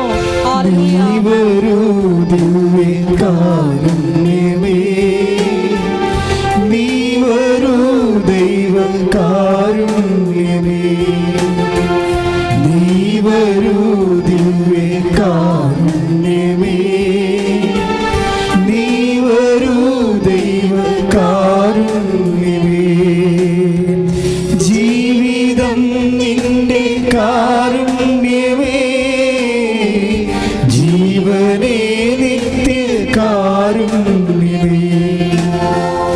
ജീവിതം നിന്റെ കാരുണ്യമേ, ജീവനേ നിത്യ കാരുണ്യമേ. മലരിന്നിതളിൽ തൂമഞ്ഞു പോലെ കരതാരിലീശോ തിരുവോസ്തിയിൽ. മലരിന്നിതളിൽ തൂമഞ്ഞു പോലെ കരതാരിലീശോ തിരുവോസ്തിയിൽ. ഹൃദയം പുണരാ കൊതിയോടെ നിൽപ്പു സദയം വരൂ നീ ആത്മനാഥ, സദയം വരൂ നീ ആത്മനാഥ. നീ വരൂ ദിവ്യകാരുണ്യമേ, നീ വരൂ ദൈവകാരുണ്യമേ, നീ വരൂ ദിവ്യകാരുണ്യമേ, നീ വരൂ ദൈവകാരുണ്യമേ. ജീവിതം നിന്റെ കാരുണ്യമേ, ജീവനേ നിത്യ കാരുണ്യമേ. പരിശുദ്ധ പരമദിവ്യകാരുണ്യത്തിന് നേരവും ആരാധനയും സ്തുതിയും പുകഴ്ചയും ഉണ്ടായിരിക്കട്ടെ. വിശുദ്ധ ലൂക്കായുടെ സുവിശേഷം 12-ാം അധ്യായം 11-ാമത്തെ വാക്യം. വിശുദ്ധ ലൂക്കാ സുവിശേഷം 12:11. അതിൻ്റെ കൂടെ 12 ഉണ്ട്, 12 ഉണ്ട്. ഏറ്റു പറഞ്ഞ് സിനഗോഗുകളിലും അധികാരികളുടെയും ഭരണാധിപന്മാരുടെയും മുമ്പിലും അവർ നിങ്ങളെ കൊണ്ടുപോകുമ്പോൾ എങ്ങനെ എന്ത് ഉത്തരം കൊടുക്കണമെന്ന് എന്ത് പറയണമെന്നും ഉത്കണ്ഠാകുലരാകേണ്ട. എന്താണ് പറയേണ്ടതെന്ന് ആ സമയത്ത് പരിശുദ്ധാത്മാവ് നിങ്ങളെ പഠിപ്പിക്കും. ഇതാണ് ഇങ്ങനെ ഒരു സമയമുണ്ടാകും.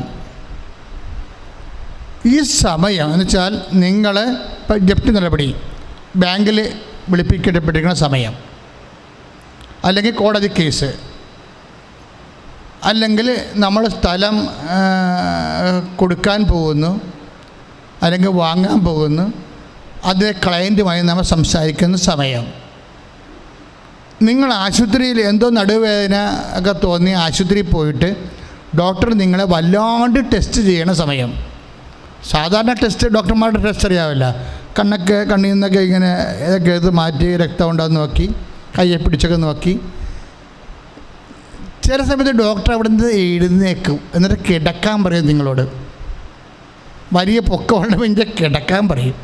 അതൊരു സമയമാണ്, ഒരു 1.5 സമയം. എന്നിട്ട് കൈയൊക്കെ വെച്ചിട്ട് ഇങ്ങനെ മുട്ടിയൊക്കെ നോക്കും. എന്നിട്ട് പ്രഷർ പലതരത്തിൽ നോക്കും. എന്നിട്ട് അപ്പം നിങ്ങളെന്ത് ചെയ്യും?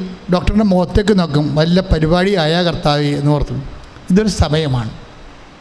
ഇങ്ങനെ മനുഷ്യൻ്റെ ജീവിതത്തിൽ വ്യത്യസ്തങ്ങളായ സമയം, ഇതാണ് ആ സമയം എന്ന് പറയുന്നത്. അതാണ് ലൂക്ക 12:12. ആ സമയം എന്താണ് പറയേണ്ടതെന്ന് ആ സമയത്ത്, ദാറ്റ് ടൈം. എല്ലാവർക്കും ഉണ്ടാവും ഈ ഒരു ആ സമയം. ആ സമയത്ത് എന്താ?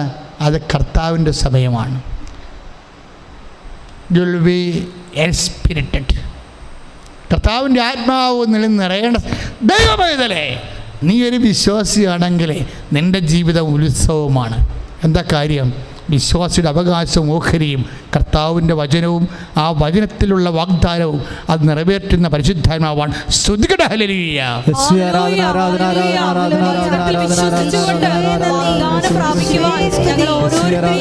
അഭിഷേകം ചെയ്യണമേ.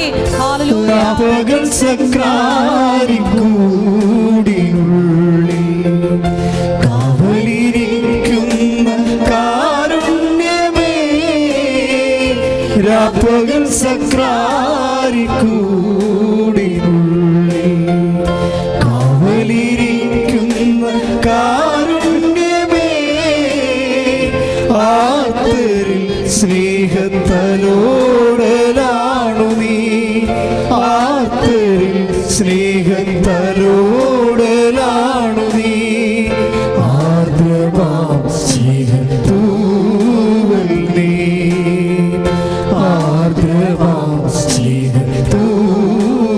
നീ, നീ വരൂ ദിവ്യ കാരുണ്യമേ, നീ വരൂ ദൈവ കാരുണ്യമേ, നീ വരൂ ദിവ്യ കാരുണ്യമേ, നീ വരൂ ദൈവ കാരുണ്യമേ. ജീവിതം നിന്റെ കാരുണ്യമേ, ജീവനേ നിത്യ കാരുണ്യമേ, ജീവിതം നിന്റെ കാരുണ്യമേ, ജീവനേ നിത്യ കാരുണ്യമേ. പരിശുദ്ധ പരമദിവ്യകാരുണ്യത്തിന് ആരാധനയും സ്തുതിയും പുകഴ്ചയും ഉണ്ടാകട്ടെ. ദാറ്റ് ടൈം, ആ സമയം. ലൂക്ക 12:12 ആ സമയം. അതിൽ ചില സമയത്ത് പരിശുദ്ധാത്മാവും പ്രവർത്തിക്കാം, ചിലപ്പോൾ ദുഷ്ടാരൂപിയും പ്രവർത്തിക്കാം. The one and A particular same time. ചിലപ്പോൾ അതിൽ പരിശുദ്ധാത്മാവ് പ്രവർത്തിക്കും, ചില സമയത്ത് അതിൽ ദുഷ്ടാരൂപി പ്രവർത്തിക്കും. എങ്ങനെയാണത്? നിൻ്റെ വിശ്വാസത്തിൻ്റെ നിലവാരം അനുസരിച്ച്. ഒരു ടൈമാണ്. ഇപ്പോൾ ബാങ്ക് മാനേജർ പറയണം ജപ്തി നടപടി എന്ന് പറയും. അത് ദുഷ്ടാരൂപി, നശിപ്പിൻ്റെ അരൂപി ആണ് പ്രവർത്തിക്കുന്നത്. എന്താണ്? 10 യോഹന്നാൻ 10:10 കൊല്ലാനും നശിപ്പിക്കാനുമാണ് കള്ളം വരുന്നത്. ഇപ്പോൾ വാദി പ്രതിയാകണ രീതിയിൽ ജഡ്ജ്മെൻ്റ് ഉത്തരം പറഞ്ഞാൽ എന്ത് ചെയ്യും? ആ ജഡ്ജി അന്ന് ഉത്തരം പറഞ്ഞിരുന്നെങ്കിൽ, അന്ന് മാതാവിനെ അഡ്വക്കേറ്റായിട്ട് ആ ജഡ്ജിയുടെ പുറകിൽ കൊണ്ട് നിർത്താതിരുന്നെങ്കിൽ തീർച്ചയായിട്ടും ജഡ്ജി ആ വാദിഭാഗം വക്കീൽ വായിക്കുന്നതനുസരിച്ചുകൊണ്ട് ജഡ്ജ്മെൻ്റ് എഴുതിയിട്ടുണ്ടെങ്കിൽ തീർച്ചയായിട്ടും വിജയകുമാർ അകത്തു പോകും, ജയിലിൽ പോകും. കാരണം ക്രിമിനൽ കുറ്റമാണ്. ഒടേക്കാരൻ ജയിലിൽ പോകും. അപ്പോൾ ഒരേ സമയം തന്നെ പരിശുദ്ധാത്മാവും പ്രവർത്തിക്കാം, ഒരേ സമയം തന്നെ ദുഷ്ടാരൂപിയും പ്രവർത്തിക്കാം. അതുകൊണ്ടാണ് ഈശോ പറയുന്നത് ഇതിന് ദ ടൈം ഓഫ് വിസിറ്റ് എന്ന് പറയും. Time of visit. That time 12:12 that time, ആ സമയം എന്ന് പറയണത് ലൂക്ക 19:44 എന്താണ് പറയണത്? അത് 19:44 നിന്നെയും നിൻ്റെ മക്കളെയും നശിപ്പിക്കുകയും നിന്നിൽ കല്ലിന്മേൽ കല്ല് ശേഷിക്കാതിരിക്കുകയും ചെയ്യും. എന്തെന്നാൽ നിൻ്റെ സന്ദർശന ദിനം നീ അറിഞ്ഞില്ല. അതാണ് കുഴപ്പം. നാശം വെറുതെ വരുന്നതല്ല, മറിച്ച് ദൈവത്തെ അറിയാത്തത് മൂലം വരുന്നതാണ്. അതായത് നമ്മൾ ഇരുന്ന് മേടിക്കണമെന്ന് പറഞ്ഞില്ല, അതാണ് സംഭവം. ബാങ്കിലായാലും അഡ്മിഷനായാലും കോളേജിലായാലും എവിടെയായാലും ആശുപത്രിയിലായാലും നമ്മൾക്ക് മോശമായ സമയത്തെ നല്ല സമയമായി മാറ്റാം. എങ്ങനെ സമയമായി മാറ്റും? കർത്താവിൻ്റെ സമയമാണതെന്ന് നീ ആ സമയത്തിൽ കർത്താവിൽ പ്രഖ്യാപിക്കണം.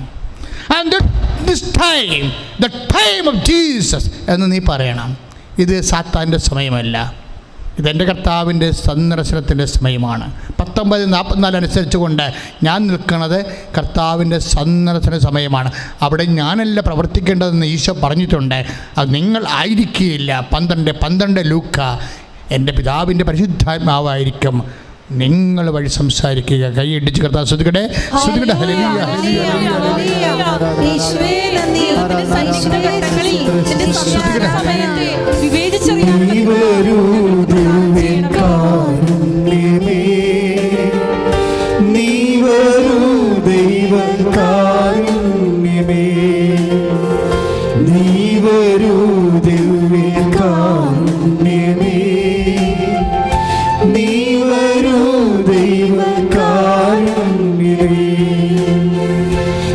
ജീവിതം നിന്റെ കാരുണ്യമേ,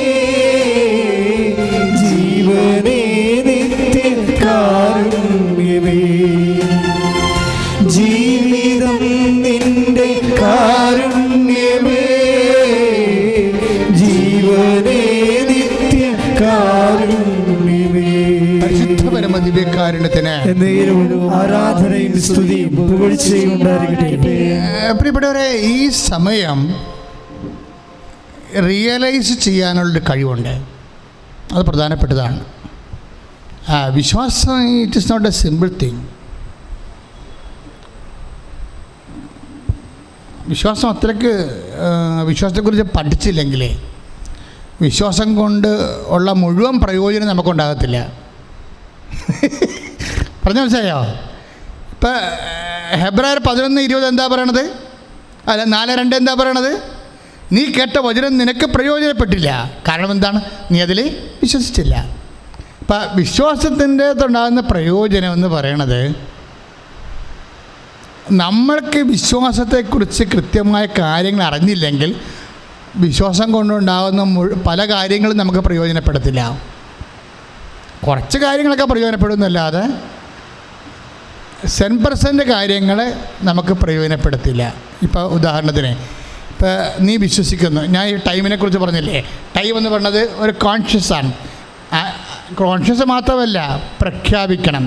നീ നിൽക്കുന്ന സമയത്തെ ഇതെൻ്റെ കർത്താവിൻ്റെ സമയമാണ്.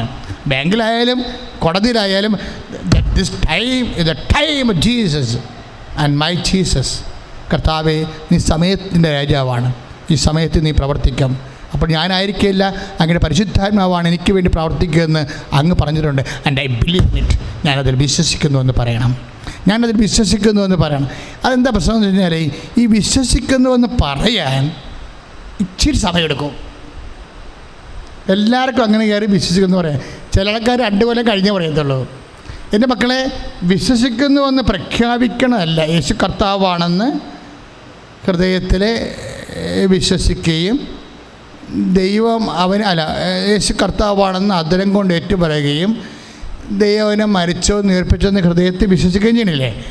അതിന് പോലും ഹൃദയത്തിൽ വിശ്വസിക്കാം, പക്ഷെ അധരം കൊണ്ട് ഏറ്റുപറയാൻ നിങ്ങളെടുക്കുന്ന ടൈമില്ലേ, ആ ടൈമാണ് നിങ്ങളുടെ രക്ഷകരോ കൊലയാളിയോ. ആ ടൈം ഈസ് ഒരു പക്ഷേ നിങ്ങൾ എടുക്കുന്ന സമയം, അതൊന്നെങ്കിൽ നിങ്ങളെ ഒരു വിശ്വാസം പ്രഖ്യാപിക്കാൻ റോമ 10:9 അനുസരിച്ച് വിശ്വാസം പ്രഖ്യാപിക്കാൻ നിങ്ങളെടുക്കുന്ന സമയം, എടുക്കുന്നത് സ്പാൻ ഓഫ് ടൈം. ആ സ്പാൻ ഓഫ് ടൈമാണ് നിങ്ങളുടെ രക്ഷകനോ കൊലയാളിയുമായിട്ട് വർക്കൗട്ട് ചെയ്യുക. ഒരു ഉദാഹരണം പറയാം. ഇപ്പോഴ് ലാസർ മരിച്ചു. നമ്മൾ നാട്ടുകാർ പറഞ്ഞ പോലെ പശുവും ചത്തു, മോരിലെ പുളിയും കെട്ടു. മത്തായിയുടെയും മറിയത്തിൻ്റെയും കുടുംബത്തിൽ യഹൂദന്മാർ എന്ന് വഴിയാൻ വണ്ണം ആശ്വസിപ്പിച്ചുകൊണ്ടിരിക്കുകയാണ്. മർത്താവും മറിയ ഇവരുടെ ആശ്വാസം എല്ലാം കേട്ട് അങ്ങനെ നിലയം പിടിച്ച് അകത്തിരിക്കുകയാണ്. ഇതൊരു ടൈമാണ്, നശിപ്പിൻ്റെ ഒരു ടൈമാണ്. അവർ വന്ന് എന്തെല്ലാം കാര്യങ്ങളൊക്കെ പറയുന്നുണ്ടാവും. യഹൂദന്മാരുടെ രീതി അനുസരിച്ച് ലിഡിയയുടെ മരണത്തിന് ചെല്ലുമ്പോൾ അവളെടുത്തുനിന്ന് ഉടുപ്പൊക്കെ കാണിക്കുന്നുണ്ട് അവിടെ. യഹൂദന്മാരുടെ ഒരു രീതിയാണത്. കരയുന്നവരെ വീണ്ടും കരയിപ്പിച്ചെടുക്കും. കുഴലുത്തുകാരൊക്കെ പിടിച്ചിട്ട് കരയുന്നവരെ വീണ്ടും കരയിപ്പിച്ചെടുക്കും. എന്നിട്ട് ആ ഒരു കാലം, സങ്കടത്തിൻ്റെ കാലം ആ കുടുംബത്തിൽ നിലനിർത്തിയെടുക്കുക എന്നുള്ളതാണ്, ആ മരിച്ചുപോയ വ്യക്തിക്ക് ഒരു പ്രാധാന്യം കിട്ടുക എന്നുള്ളതാണ് ഇവരുടെ മാനുഷികമായ ലക്ഷ്യങ്ങൾ. ഇങ്ങനൊരു ടൈമാണ് ലാസറിൻ്റെ വീട്ടിൽ നടന്നുകൊണ്ടിരിക്കുന്നത്. അപ്പോഴുണ്ട് ആരോ വന്ന് പറഞ്ഞു, ജീസസ് ഈസ് കമ്മിങ്, കർത്താവ് വരുന്നു. കർത്താവ് വരുന്നുവെന്ന് കേട്ടത് ഉടനെ ചടേന്നാണ് മാർത്ത എഴുന്നേക്കണത്. ഒരു തുള്ളി പോലും സമയം എടുക്കണില്ല അതിന്, ഒരു തുള്ളി പോലും സമയം എടുക്കണില്ല. മാർത്ത എഴുന്നേക്കാൻ സമയം എടുത്തില്ല എന്ന് യോഹന്നാൻ പറയുന്നുണ്ട്. അതിന് യോഹന്നാൻ പ്രത്യേകം പറഞ്ഞ കാര്യം, മറിയം വീട്ടിൽ തന്നെ ഇരുന്നെന്നാണ് പറയുന്നത്, പോയില്ലേ. പണ്ട് കർത്താവിൻ്റെ അടുത്തിരുന്ന് വേലമടിച്ച് പണി ചെയ്യാൻ മടിയായത് കാരണം വചനം കേട്ടുകൊണ്ടിരുന്നിട്ട് കർത്താവിലേക്ക് നിന്ന് കള്ളത്തരത്തിൽ ഗുഡ് സർട്ടിഫിക്കറ്റ് മേടിച്ച പാർട്ടിയാണ്. പക്ഷേ ജീവിതത്തിൽ ക്ലേശങ്ങൾ വന്നപ്പോൾ ഇവിടെ റെസ്പോണ്ട് നോക്കിയേ. 11:20 11:20 യോഹന്നാൻ 11:20. അതായത് ആ വചനത്തിൻ്റെ, അതായത് കർത്താവ് വരുന്നുവെന്ന് കേട്ടപ്പോൾ തന്നെ മാർത്ത എഴുന്നേറ്റ് പോയി അവനെ സ്വീകരിച്ചു. അത്രേ പറഞ്ഞാൽ മതിയല്ല. പക്ഷെ അതിൻ്റെ താഴെ എഴുതിയിട്ടുണ്ട്, മറിയം സമയമെടുത്തു, മറിയം വീട്ടിൽ തന്നെ ഇരുന്നു. അപ്പോൾ വിശ്വാസം പ്രഖ്യാപിക്കാൻ എടുക്കുന്ന സമയം വളരെ പ്രധാനപ്പെട്ടതാണ്. എന്നെങ്കിലും വിശ്വസിച്ചിട്ട് കാര്യമില്ല, എന്നെങ്കിലും വിശ്വസിച്ചിട്ട് കാര്യമില്ല. അത് ഈ സമയമാണ്. നിങ്ങൾ നോക്കൂ, 4 മാസം കഴിയുമ്പോൾ കൊയ്ത്തായി അല്ല, ദാറ്റ് ഈസ് നൗ, അതിപ്പോൾ തന്നെയാണെന്ന്. വിശ്വാസിയെ സംബന്ധിച്ചിടത്തോളം പ്രകൃതിയുടെ നിയമങ്ങളെപ്പോലും അട്ടിമറിച്ചുകൊണ്ട് അത് നൗ ആക്കി തരും. നമുക്ക് സമയമായില്ല എന്ന് പറയുമ്പോൾ അമ്മ പറയും, ആകാത്ത സമയത്ത് ആക്കിയെടുക്കാം, നൗ ആക്കാം. എന്ത് ചെയ്യണം? അവൻ പറയണ പോലെ ചെയ്യണം. അവൻ പറയണ പോലെ ചെയ്യണമെങ്കിൽ എന്ത് വേണം? ദൈവസ്നേഹം വേണം, വിശ്വാസം വേണം, പ്രത്യാശ വേണം. അതിപ്പം തന്നെ വേണം. അത് ഓൺ ടൈമിൽ പ്രഖ്യാപിക്കണം. ചില ആൾക്കാർക്ക് ഉടമ്പടി എടുക്കും. എന്നിട്ട് ഉടമ്പടി നേർച്ച വസ്തു എല്ലാം കൊണ്ട് വീട്ടിൽ പരുവത്തിലങ്ങനെ പകുതി വെക്കും. അപ്പോൾ അതിൻ്റെ കൂടെ പോയ ആൾക്കാർ ഉടമ്പടി എടുത്തവർ ചോദിക്കും, ചേച്ചി പ്രാർത്ഥിക്കാൻ തുടങ്ങിയാ? ഇല്ല പ്രാർത്ഥിക്കണം വരട്ടെ, ഇല്ല പ്രാർത്ഥിക്കണം വരട്ടെ എന്ന്. ആ ചേട്ടത്തിൻ്റെ കാര്യം പോക്കാൻ. എന്താ കാര്യം? She's taking time. ചില ആൾക്കാർ ഉടമ്പടി എടുക്കുമ്പോൾ കൃപാസനത്തിൽ തന്നെ പ്രത്യക്ഷയുടെ പ്രാർത്ഥിക്കാൻ തുടങ്ങി. അവരെടുക്കുന്ന ടൈമാണത്, അതെടുക്കുന്ന ടൈമാണ്. അപ്പം നമ്മൾ അത് നടപ്പിൽ വരുത്തുന്നതിന് എടുക്കുന്ന ടൈമില്ലേ വളരെ പ്രധാനപ്പെട്ടതാണ്. മാർത്ത ഒരു ടൈം എടുത്തില്ല. ആണും പോയി, തൂണും പോയി, തുണയും പോയി, എല്ലാം പോയി. നശിച്ച് നാറാണക്കല്ലും പിറക്കി നിൽക്കുമ്പോഴാണ് കർത്താവ് കമ്പം കഴിഞ്ഞ് കാറ്റ് ഊതിയപ്പോൾ വരണത്. ഇത്രയും ഒരു വിശ്വാസത്തിൽ കർത്താവ് ഇവിടെ ഉണ്ടായിരുന്ന ആൾ ഇവിടെ ഇല്ലാത്തൊരവസ്ഥ വന്നിട്ട് ഇവർക്ക് നീരസമോ കോപമോ സങ്കടമോ ഒക്കെ വരാം. അതവരുടെ മാനുഷിക വിഷയം. മാർത്ത അതൊന്നും പ്രകടിപ്പിക്കത്തില്ല. മാർത്ത നേരെ ചെന്ന് കർത്താവോട് പറയും, ആദ്യമേ, കർത്താവേ, നീ ഇവിടെ ഉണ്ടായിരുന്നെങ്കിൽ എൻ്റെ സഹോദരൻ മരിക്കില്ലായിരുന്നെന്ന് പറയും. ഉടനെ കർത്താവ് പറയും, നിൻ്റെ സഹോദരൻ ഉയർത്തെഴുന്നേൽക്കും. അപ്പം മാർത്ത ഉടനെ പറയും, ഉവ്വ യെസ് ജീസസ്, അന്തിമ നാളിൽ പുനരുദ്ധാന ഘട്ടത്തിൽ അവൻ ഉയർത്തെഴുന്നേൽക്കുമെന്ന് എനിക്ക് അറിയാമെന്ന് പറയും. അപ്പോൾ ഈശോ പറയും, I am the life and resurrection. ഞാനാകുന്നു ജീവനും പുനരുദ്ധാനവും. നീ അത് വിശ്വസിക്കുന്നു? യെസ് യെസ് മൈ ലോർഡ് എന്ന് ഇവളിങ്ങനെ പെട്ടെന്ന് പറയും. യെസ്, നീയാണ് ജീവൻ, നീയാണ് പുനരുദ്ധാനമെന്ന്. Yes my Lord, I believe എന്ന് പറയും. അപ്പോഴെന്താ പറയുക? ലാസറസ് എന്ന് വിളിക്കും കർത്താവ്. അതിന് ശേഷമാണ് ഇവളിത് പ്രഖ്യാപിച്ച് കഴിഞ്ഞാണ് മേരി പതുക്കെ മുടിയൊക്കെ ചീകി ഉടുപ്പൊക്കെ എടുത്തിട്ട് ആഘോഷമായിട്ട് വരുന്നത്.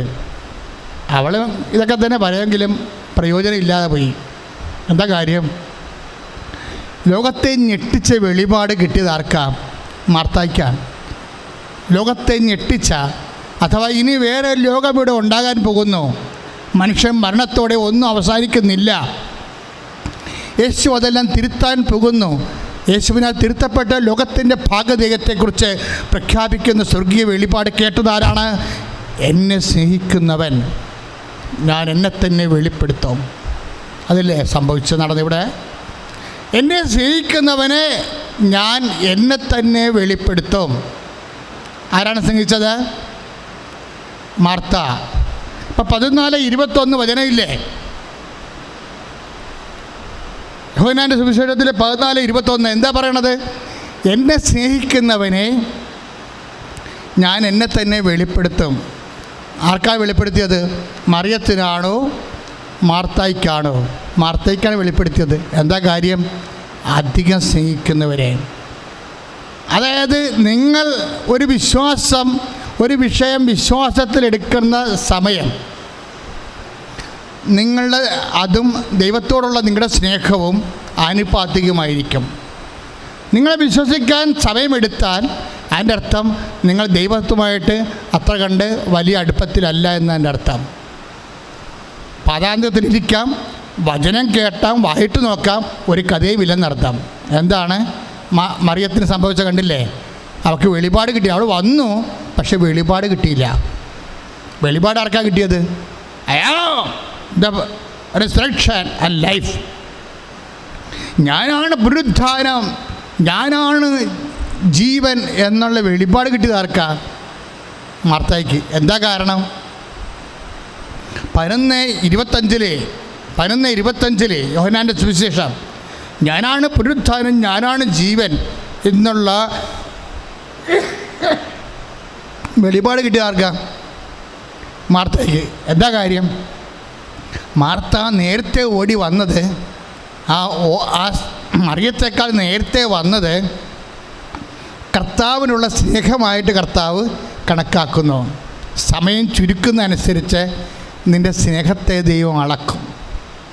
ഇപ്പോൾ ഉടമ്പടി നീ എടുത്തു കഴിഞ്ഞാൽ, നീ ഉടമ്പടി ഇന്ന് തന്നെ പ്രേക്ഷിതപ്രവർത്തനം തുടങ്ങി, ഇന്ന് തന്നെ നീ അതുപോലെ തന്നെ കുമ്പസാരിക്കാൻ പോയി, ഇന്ന് തന്നെ കൃപ സ്വീകരിച്ച്, ഇന്ന് തന്നെ നീ പ്രേക്ഷിത കർത്താവിൻ്റെ കൃപാവന പ്രവർത്തനം തുടങ്ങിക്കഴിഞ്ഞാൽ അതിൻ്റെ അർത്ഥം എന്താണ്? അത്ര കണ്ട് നീ ദൈവത്തെ സ്നേഹിക്കുന്നുവെന്നാണ്. നീ എടുക്കുന്ന സമയവും നിനക്കുള്ള സ്നേഹവും തമ്മിൽ ആനുപാതികമാണ്. ഭയങ്കര കണക്റ്റഡാണ് വിഷയം. ഈ കണക്റ്റഡാണ് കാര്യം. അധികം സ്നേഹിക്കുന്നു എന്നുള്ള വിഷയമാണ്. അത് സമയത്തിലാണ് വരുന്നത്. നമ്മൾ ദൈവത്തെ അധികം സ്നേഹിക്കുന്നു എന്നുള്ള ചോദ്യമുണ്ട്. യോനായുടെ പുത്രനായ ശെമയോനെ, ഇവരെക്കാൾ അധികം നീ എന്നെ സ്നേഹിക്കുന്നുവോ? അതാണ് പ്രശ്നം. അധികം സ്നേഹിക്കുന്നത് വിഷയമാണ്. അത് എടുക്കണ സമയമനുസരിച്ചിരിക്കും. സമയവും സ്നേഹവും തമ്മിൽ ഭയങ്കര ബന്ധമാണ്. അധികം സ്നേഹിക്കുന്നവരോടാണ്, അവർക്കാണ് കർത്താവിൻ്റെ അടുത്ത് കൂടെ ഇരിക്കാനും കർത്താവിൻ്റെ ചുമതലയുള്ളതും താക്കോല് കിട്ടണതും അധികാരം കിട്ടണമൊക്കെ. ഒന്ന് ശ്രദ്ധിക്കട്ടെ മക്കളെ. യേശു സ്വസ്ഥം. ഹല്ലേലൂയ. വചനം വിശ്വസിച്ച് അതിവേഗം നടപ്പിൽ വരുത്തുവാനുള്ള യേശുവേ നന്ദി. ഹല്ലേലൂയ ഹല്ലേലൂയ ഹല്ലേലൂയ ഹല്ലേലൂയ ഹല്ലേലൂയ ഹല്ലേലൂയ ഹല്ലേലൂയ. യേശുവേ ആരാധന ആരാധന ആരാധന. ഹല്ലേലൂയ. മഹത്വം മഹത്വം. ആരാധന ആരാധന. പരിശുദ്ധ പരമ ദിവ്യകാരുണ്യത്തിന് എന്നേരും ആരാധനയും സ്തുതിയും പുകഴ്ചയും ഉണ്ടാകട്ടെ. അതായത് ഇപ്പം തന്നെ പത്രോസിൻ്റെ വിഷയം എടുത്താലേ, അതായത് യോഹന്നാൻ്റെ സുവിശേഷം 21:7 എന്നാ പറയണത്? അത് കർത്താവാണെന്ന് 21:6 തന്നെ യോഹന്നാന് മനസ്സിലാവും. തിബേരിയസ് കടലിൻ്റെ തീരത്ത് നിൽക്കുന്നത് കർത്താവാണ് വെളുപ്പാൻ കാലത്ത്. പക്ഷെ ആ കക്ഷിയുടെ കള്ളത്തരങ്ങളെല്ലാം പുറത്തു വരുന്നത് അവിടെ വെച്ചാണ്. ഇവൻ പണ്ട് നെഞ്ചത്ത് കിടന്ന കക്ഷിയാണ് കർത്താവിൻ്റെ, അത് ചുമ്മാ ആക്കിയതാണെന്ന് തോന്നണം. അതല്ല, ഈ യോഹന്നാൻ തന്നെ അയാൾ കർത്താവിൻ്റെ വലിയ ആളാണെന്ന് പറഞ്ഞ് എപ്പോഴും എഴുതി വെക്കുമ്പോൾ ആർക്കതിന് സംശയം തോന്നും. പക്ഷെ അങ്ങനെ ഒന്നും പ്രഖ്യാപിച്ചിട്ട് കാര്യമില്ല. ഓരോ വിഷയങ്ങളുള്ള പ്രതികരണമാണ്. യോഹന്നാനെ കർത്താവിനെ മനസ്സിലായി, പക്ഷേ അത് കർത്താവാണെന്നറിഞ്ഞപ്പോൾ വേറെ ഒരുത്തൻ്റെ ലക്ഷണം മാറി. അവൻ തുണിയില്ലാതെ നിൽക്കിയിരുന്നു. ആ ടക്കേന്ന് തുണിയെടുത്ത് കൊടുത്തു ഒറ്റ ചാട്ടം. അവൻ സമയമെടുക്കണില്ല, അവൻ സമയമെടുത്തില്ല. അത് കർത്താവാണെന്നറിഞ്ഞിട്ട് അപ്പം തന്നെ തുണി നഗ്നനായിരുന്ന കൊണ്ട് പ്രങ്കുപ്പായം വരച്ച് വിട്ടിട്ട് കടലിലേക്ക് ചാടി തൽക്ഷണം. അവൻ ടൈം എടുക്കണില്ല. എന്നിട്ട് പിന്നീട് വചനം എന്താ പറയണത്? ഇപ്പോൾ 21:15 വരുമ്പോൾ മറ്റ് ശിഷ്യന്മാർ പുറകെ വന്നു. അതാണ് സംഭവം. മറ്റ് ശിഷ്യന്മാർ പുറകെ വന്നു, സമയമെടുത്തു. അപ്പോഴൊരു ചോദ്യം ചോദിച്ചു, നീ ഇവരെക്കാൾ അധികമായി എന്നെ സ്നേഹിക്കുന്നുവോ? It is very explicit. അവിടെ വിഷയം വന്നത്, നീ ഇവരെക്കാൾ അധികമായി എന്നെ സ്നേഹിക്കുന്നുവോ? തീർച്ചയായിട്ടും. അവിടെ തഥാരത്തിൽ ഇരിക്കുമ്പോൾ നമ്മൾ ഓർക്കും യോഹന്നാൻ എന്ത് കർത്താവിൻ്റെ പക്ഷത്ത് കിടക്കുമ്പോൾ ഓർക്കും ഇവനാണ് കർത്താവിൻ്റെ വലിയ ഗുണാണ്ടറെന്ന്. ഒരു കഥയുമില്ല. ജീവിത പ്രശ്നങ്ങളോടെ, ജീവിത വിഷയങ്ങളോടെ നീ കർത്താവിനുള്ള സ്നേഹത്താൽ നീ വചനം നടപ്പിൽ വരുത്താൻ എടുക്കുന്ന സമയമാണ് നിൻ്റെ പ്രഖ്യാപനത്തെക്കാൾ വലിയ പ്രഖ്യാപനം. അപ്പോൾ കർത്താവ് ചോദിക്കുന്ന ചോദ്യമാണ്, ഇവരെക്കാൾ അധികമായി എന്നെ സ്നേഹിക്കുന്നുവോ? അപ്പോൾ അത് വിഷയമല്ലേ? അതൊരു വിഷയമല്ലേ? നമ്മൾ എല്ലാവരെക്കാൾ ഉപരിയായി ദൈവത്തെ സ്നേഹിക്കുന്നു എന്ന് പറയുമ്പോൾ, ആ സ്നേഹിക്കുന്നു എന്ന് പറയുന്നത് എങ്ങനെയാണ്? നമ്മൾ കർത്താവിൻ്റെ അടുത്ത് വരാനും കർത്താവിനെ കണ്ടുമുട്ടുമ്പോൾ നമ്മൾ അതിനു വേണ്ടി പ്രവർത്തിക്കാൻ എടുക്കുന്ന സമയം, അത് നാളെ ചെയ്യാം മറ്റന്നാൾ ചെയ്യാമെന്ന് പറഞ്ഞ് മാറ്റി വെക്കുന്നതനുസരിച്ച് കൊണ്ട് നിൻ്റെ സ്നേഹമാണ് നീ അളക്കാൻ വേണ്ടി ദൈവത്തിന് കൊടുക്കുന്നത്. അങ്ങനെ വരുമ്പോൾ കുഴപ്പം വരും. 6:36 വർക്കൗട്ട് ചെയ്യും. ലുക്കായുടെ സുവിശേഷം, നീ അളക്കുന്ന കോല് കൊണ്ട് തന്നെ നിനക്കും അളന്ന് കിട്ടും. നീ ദൈവത്തെ സാവധാനമാണ് സ്നേഹിക്കുന്നതെങ്കിൽ ദൈവം നിന്നോട് സാവധാനത്തിലായിരിക്കും. അതുകൊണ്ട് ഈശോ പറഞ്ഞത്, നീ അളക്കുന്ന അളവ് കോല് കൊണ്ട് തന്നെ നിനക്ക് അളന്ന് കിട്ടും. നമ്മൾ 6:36 ലുക്ക വായിക്കുന്നില്ലേ?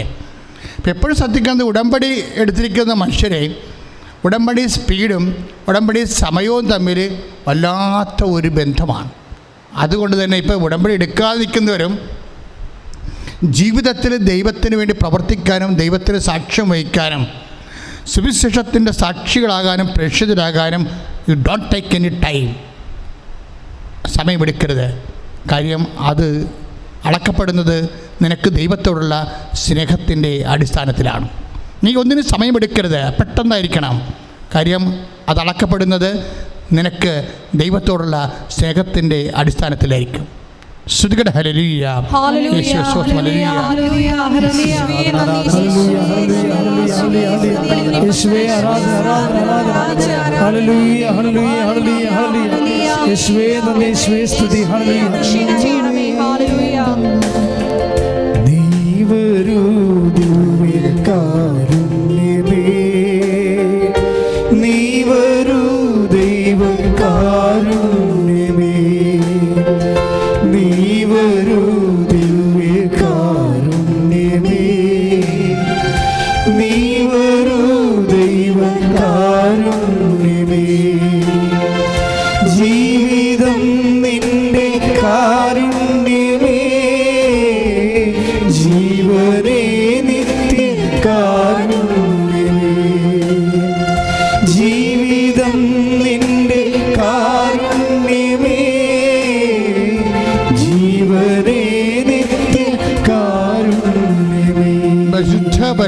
ദിവ്യകാരുണ്യത്തിന് നേരവും ആരാധനയും സ്തുതിയും പുകഴ്ചയും ഉണ്ടാകട്ടെ. എല്ലാവരും എഴുന്നേൽക്കുക.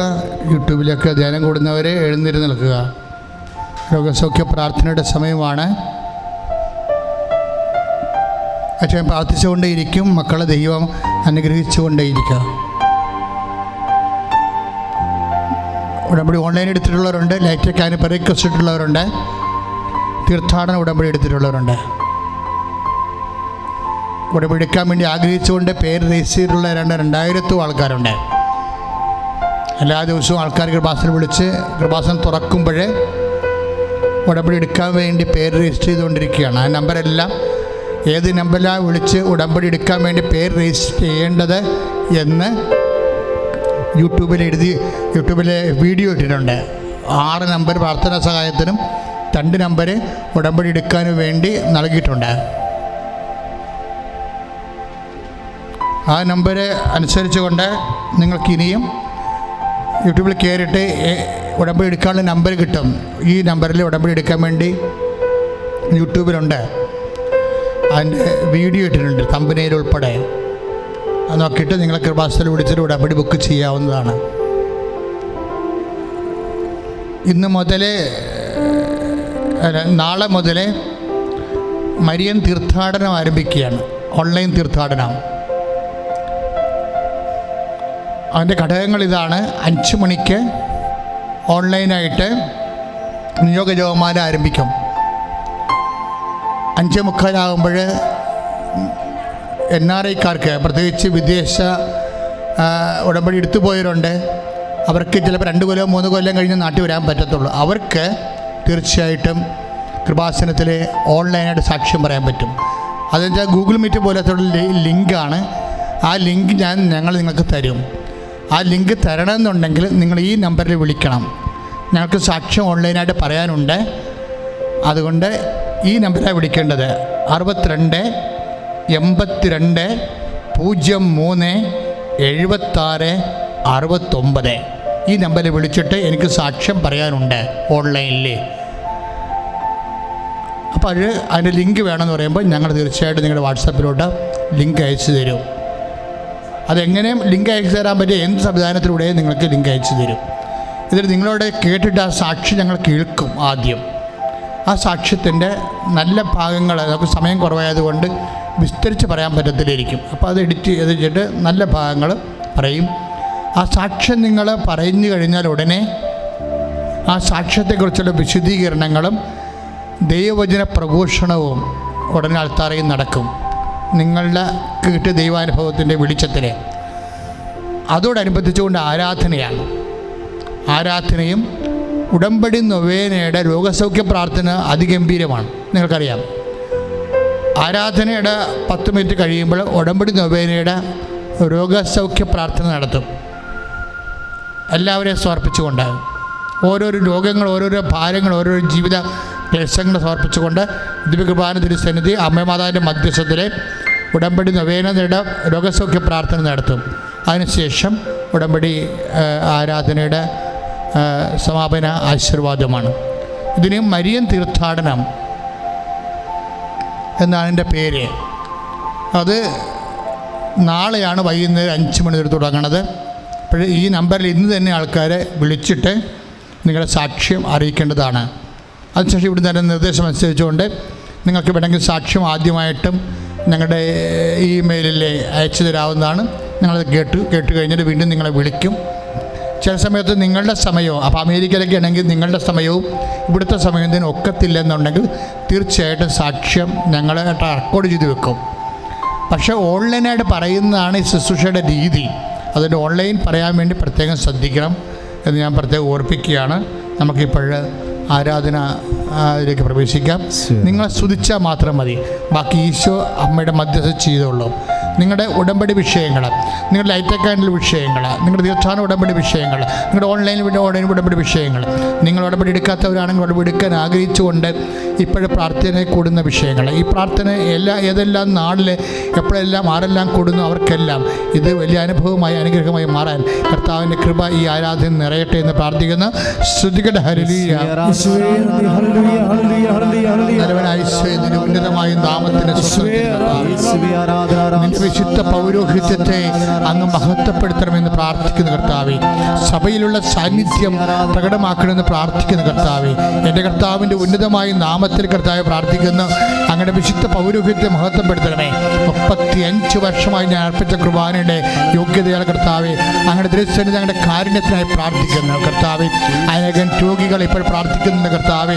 ആ രോഗിയുടെ മേലെല്ലാം അങ്ങയുടെ വിശുദ്ധമായ തിരുമുറിവാർന്ന വലതുകരം വെക്കണമെന്ന് പ്രാർത്ഥിക്കുന്നു കർത്താവെ.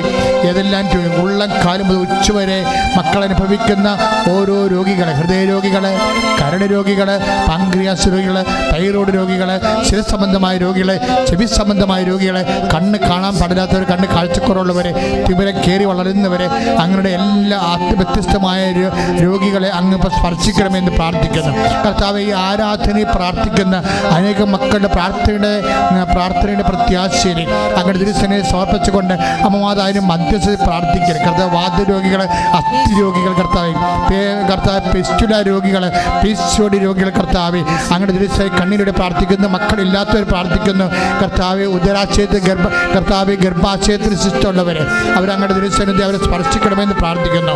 എൻ്റെ കർത്താവേ, നിന്റെ നാമത്തെ മഹത്വപ്പെടുത്തണമേ. എൻ്റെ കർത്താവേ, സഭയുടെ സാന്നിധ്യം പ്രകടമാക്കണമേ കർത്താവെ. അസ്ഥി രോഗികളെ, നടുവരിന് വേദനയുള്ളവരെ, കശകൾ തെറ്റിപ്പോയവരെ, കിഡ്നി രോഗികൾ കർത്താവ് സ്പർശിക്കണമേ. കരരോഗികൾ, ഹൃദയ രോഗികൾ കർത്താവ് സ്പർശിക്കണമെന്ന് പ്രാർത്ഥിക്കുന്നു. ശ്വാസകോശ രോഗികളെ, കോവിഡ് രോഗികൾ, ക്യാൻസർ രോഗികളെ കർത്താവ്, വ്യത്യസ്തങ്ങളായ രോഗികളെ കർത്താവ്, വേദനിക്കുന്നവർ, മക്കളില്ലാത്തവരുമാണ് കർത്താവ്. അതിൻ്റെ ഭാരമായിട്ട് കർത്താവ് ശിഷ്ടമുള്ളവർ, ഗർഭാശയത്തിന് കട്ടിക്കുറവുള്ള കർത്താവ്, മൊബിലിറ്റി ഇല്ലാത്തവർ, കൗണ്ട് ഇല്ലാത്തവർ എല്ലാവരെയും സമർപ്പിച്ചവർ പ്രാർത്ഥിക്കുന്നു. ഞങ്ങൾ വിശ്വസിക്കുന്ന കർത്താവെ, ഞങ്ങൾ പ്രഖ്യാപിക്കുന്ന കർത്താവെ, നീ മാത്രം കർത്താവെന്ന് വിശ്വസിക്കുന്ന കർത്താവെ, നീ മാത്രം കർത്താവ് ദൈവമെന്ന് ഏറ്റുപറയുന്ന കർത്താവെ, എൻ്റെ കർത്താവിൻ്റെ ഉന്നതമായ നാമത്തിൽ സഭയുടെ അധികാരത്തെ കുറിച്ചിൻ്റെ അടയാളത്തിൽ ദൈവത്തിൻ്റെ ശക്തികൾ, മാരക രോഗങ്ങൾ, തീരാവ്യാധികൾ യേശു നാമത്തിൽ മാറിപ്പോട്ടെന്ന് കൽപ്പിക്കുന്നു കർത്താവിന് സത്യമാകട്ടെ. കർത്താവ് വ്യത്യസ്തമായ ജീവിത അവസ്ഥകൾ കഴിയുന്നവർ, വിവാഹം ഒത്തുവരാത്തവർ, മക്കൾ ഇല്ലാത്തവർ കർത്താവ്, നിശ്ചയ ജോലിയില്ലാത്തവർ, സാമ്പത്തികമായ കടങ്ങളെ വിഷമിക്കുന്നവർ, കാർഷിക ഭൂമികളെ കർത്താവ് തകർന്നു പോയവർ, കീടം കയറിയവർ കർത്താവ്, ശത്രു കീടങ്ങൾ കർത്താവ് ആക്രമിക്കുന്നവർ കർത്താവ്, വരുമാനമില്ലാത്തവർ, സാമ്പത്തിക കടങ്ങളുള്ളവർ, വരുമാന മാർഗമുള്ളവർ ഇല്ലാത്തവർ കർത്താവ്, കടകൾ നടക്കുന്നവർ, വ്യവസായങ്ങൾ വ്യാപാരങ്ങൾ നടത്തുന്നവർ, സാമ്പത്തിക സ്ഥാപനങ്ങൾ നടത്തുന്നവർ, വ്യത്യസ്തങ്ങളായ ഇടങ്ങളിൽ കർത്താവ് വേദനിക്കുന്നവരെ എല്ലാവരെയും ഏറ്റു പ്രാർത്ഥിക്കുന്നു. മക്കൾ കർത്താവ് പഠിക്കാത്തവർ, മക്കൾ കർത്താവ് തെറ്റായ പ്രണയബന്ധങ്ങളിൽ കുടുങ്ങിപ്പോയവർ, വിശ്വാസമില്ലാത്തവർ, പ്രാർത്ഥനയില്ലാത്തവരെ എല്ലാവരെയും സമർപ്പിച്ചുകൊണ്ട് പ്രാർത്ഥിക്കണം. ഈശോയെ, ദൈവവിളിക്ക് വേണ്ടി ആഗ്രഹിക്കുന്നവർക്ക് വേണ്ടി പ്രാർത്ഥിക്കുന്ന കർത്താവ്, ദൈവവിളിക്ക് പ്രതിസന്ധിയുള്ളവരെ സമർപ്പിച്ചുകൊണ്ട് പ്രാർത്ഥിക്കുന്ന കർത്താവ്, ഈശോ അവരെ സ്പർശിക്കണം കർത്താവ്. കർഷക തൊഴിലാളികൾ, മത്സ്യത്തൊഴിലാളികൾ എല്ലാവരെയും കർത്താവ്, ഉദ്യോഗസ്ഥന്മാർ കർത്താവ്, പ്രമോഷൻ നഷ്ടപ്പെട്ടവർ, പ്രമോഷന് വേണ്ടി പരിശ്രമിക്കുന്നവർ, ഒരു ട്രാൻസ്ഫർ വേണ്ടി ആഗ്രഹിക്കുന്നവർ കർത്താവ്, വിദേശ നാടുകളിൽ പോകാൻ ആഗ്രഹിക്കുന്നവർ കർത്താവ്, അവരെല്ലാം സമർപ്പിച്ച് പ്രാർത്ഥിക്കുന്ന കർത്താവ്. തടസ്സമുള്ളവർ, അവർക്ക് കർത്താവ് വിദേശ നാളിൽ അകപ്പെട്ടു പോയവർ, വിസയ്ക്ക് തടസ്സമുള്ളവർ കർത്താവ്, തിരിച്ചു പോരാൻ പറ്റാത്തവർ, അവിടെ കുടുങ്ങിപ്പോയവർ കർത്താവ്, അവരെല്ലാം സംബന്ധിച്ച് പ്രാർത്ഥിക്കുന്ന കർത്താവ്. അവിടെ ജോലിയില്ലാത്തവർ കർത്താവ്, റിലീവിംഗ് വിസ കിട്ടാത്തവർ കർത്താവ്, അവരെ സംബന്ധിച്ച് പ്രാർത്ഥിക്കുന്ന കർത്താവ്. അവിടെ ജോലി നഷ്ടപ്പെട്ടവരെ കർത്താവ്, ഇവിടെ ജോലി നഷ്ടപ്പെട്ട് കർത്താവ്, നാട്ടിൽ വന്നവർക്ക് തിരിച്ചു പോകാൻ പറ്റാത്തവർ കർത്താവ്, വ്യത്യസ്തങ്ങളായ മേഖലകളിൽ ജോലി ചെയ്യുന്നവർ യേശുവിൻ്റെ ഉന്നതമായ നാമത്തെ അവരെ സ്പർശിക്കട്ടെ. കൊച്ചുമക്കൾ കർത്താവ്, അവർ പ്രാർത്ഥനയില്ലാത്തവർ, വഴിതെറ്റിപ്പോയവർ കർത്താവ്, അവരെല്ലാം സംബന്ധിച്ച് പ്രാർത്ഥിക്കുന്ന തെറ്റായ കളികളിൽ കർത്താവ് ഏർപ്പെട്ടുകൊണ്ട് കർത്താവ്, കൊച്ചുമക്കളുടെ കർത്താവ്, പഠനമില്ലാത്തവർ കർത്താവ്, അവരെല്ലാം കുഞ്ഞുങ്ങളെല്ലാം സമർപ്പിച്ച് പ്രാർത്ഥിക്കുന്ന കർത്താവ്. ഈശോയെ, ആഭിചാരങ്ങളിലും കർത്താവ്, വ്യത്യസ്തങ്ങളായ ആഭിചാരങ്ങളിൽ പെട്ടുപെടുത്താവെ, ആത്മാവിന് കൃപ നഷ്ടപ്പെട്ടു പോയവരെ സംബന്ധിച്ച് പ്രാർത്ഥിക്കുന്നു കർത്താവെ. കുടുംബജീവിതം തകർന്നു പോയവരെ കർത്താവ്, വിവാഹ മോചനത്തിന് വേണ്ടി അപേക്ഷിക്കുന്നവരെ, കേസായിരിക്കുന്നവരെ, തർക്കം നടന്നുകൊണ്ടിരിക്കുന്നവർ കർത്താവെ, അങ്ങനെ സമർപ്പിച്ചുകൊണ്ട് പ്രാർത്ഥിക്കുന്ന കർത്താവെ. വീടില്ലാത്തവർ, വഴിയില്ലാത്തവർ, വെള്ളമില്ലാത്തവർ കർത്താവെ സമർപ്പിച്ച് പ്രാർത്ഥിക്കുന്ന, വ്യത്യസ്തങ്ങളായ പരീക്ഷകൾ എഴുതിയിട്ടുള്ളവർ കർത്താവെ സമർപ്പിച്ച് പ്രാർത്ഥിക്കുന്നതായ, റിസൾട്ട് പ്രതീക്ഷിക്കുന്ന കർത്താവെ സമർപ്പിച്ച് പ്രാർത്ഥിക്കുന്ന കർത്താവെ. ആ പരീക്ഷ തോറ്റുപോകുന്ന കർത്താവ്, വേദനിപ്പിക്കുന്നവരെ സമർപ്പിച്ച് പ്രാർത്ഥിക്കുന്ന കർത്താവെ. HSCക്ക് പണം കൊടുത്തിട്ട് കർത്താവെ, അതുപോലെ പല റിക്രൂട്ട്മെൻറ്റ് കർത്താവ് ഇടപെടേണ്ട കർത്താവ്, അതിന് മറുപടിയില്ലാതെ കർത്താവെ, അതിന് റിപ്ലൈ ഇല്ലാതെ വേദനിക്കുന്നവർ, ഇമെയിൽ നോക്കി കർത്താവ് വിഷമിക്കുന്നവർ, എന്തെല്ലാം തരത്തിൽ വേദന അനുഭവിക്കുന്നു, അങ്ങനെ എല്ലാ എല്ലാ മക്കളെ സംബന്ധിച്ച് പ്രാർത്ഥിക്കുന്നു. ചിരങ്ങ രോഗികൾ, ചൊറി രോഗികളെ കർത്താവേ, വിസർപ്പ രോഗികൾ, സോറിയാസിസ് രോഗങ്ങളെ കർത്താവേ, എല്ലാ മക്കളെ സംബന്ധിച്ച് പ്രാർത്ഥിക്കുന്നു. കർത്താവ് രക്തത്തെ സ്പർശിക്കണമേ, രക്താർബുദങ്ങളെ സ്പർശിക്കണമേ. രക്തത്തെ കർത്താവ് രക്തം നിറയട്ടെ, രക്തത്തിൽ കർത്താവ് രക്തം നിറയട്ടെ. മാരക രോഗങ്ങൾ, തീരാവ്യാധികൾ യേശു ക്രിസ്തുവിന്റെ ഉന്നതമായ നാമത്തിൽ മാരക രോഗങ്ങളും ജീവിത ദുരിതങ്ങളും യേശു നാമത്തെ അമ്മമാതാവിന്റെ മധ്യസ്ഥത്തിൽ മാറിപ്പോകട്ടെ. ഹല്ലേലൂയ, ഹല്ലേലൂയ, ഹല്ലേലൂയ, ഹല്ലേലൂയ. യേശുവേ നന്ദി. ഹല്ലേലൂയ, ഹല്ലേലൂയ, ഹല്ലേലൂയ, ഹല്ലേലൂയ. യേശുവേ ആരാധന, ആരാധന. യേശുവേ മഹത്വം, മഹത്വം. നീവൊരു ദൈവകാരുണ്യമേ, നീവൊരു ദൈവകാരുണ്യമേ, നീവൊരു ദൈവകാരുണ്യമേ, നീവൊരു ദൈവകാരുണ്യമേ. ജീവിതം നിന്റെ കാരുണ്യമേ, ജീവനേ നിത്യ കാരുണ്യമേ. ജീവിതം നിന്റെ കാരുണ്യമേ, ജീവനേ നിത്യ കാരുണ്യമേ. പരിശുദ്ധ പരമാ ദിവ്യകാരുണ്യത്തിന് എന്നേരവും ആരാധനയും സ്തുതി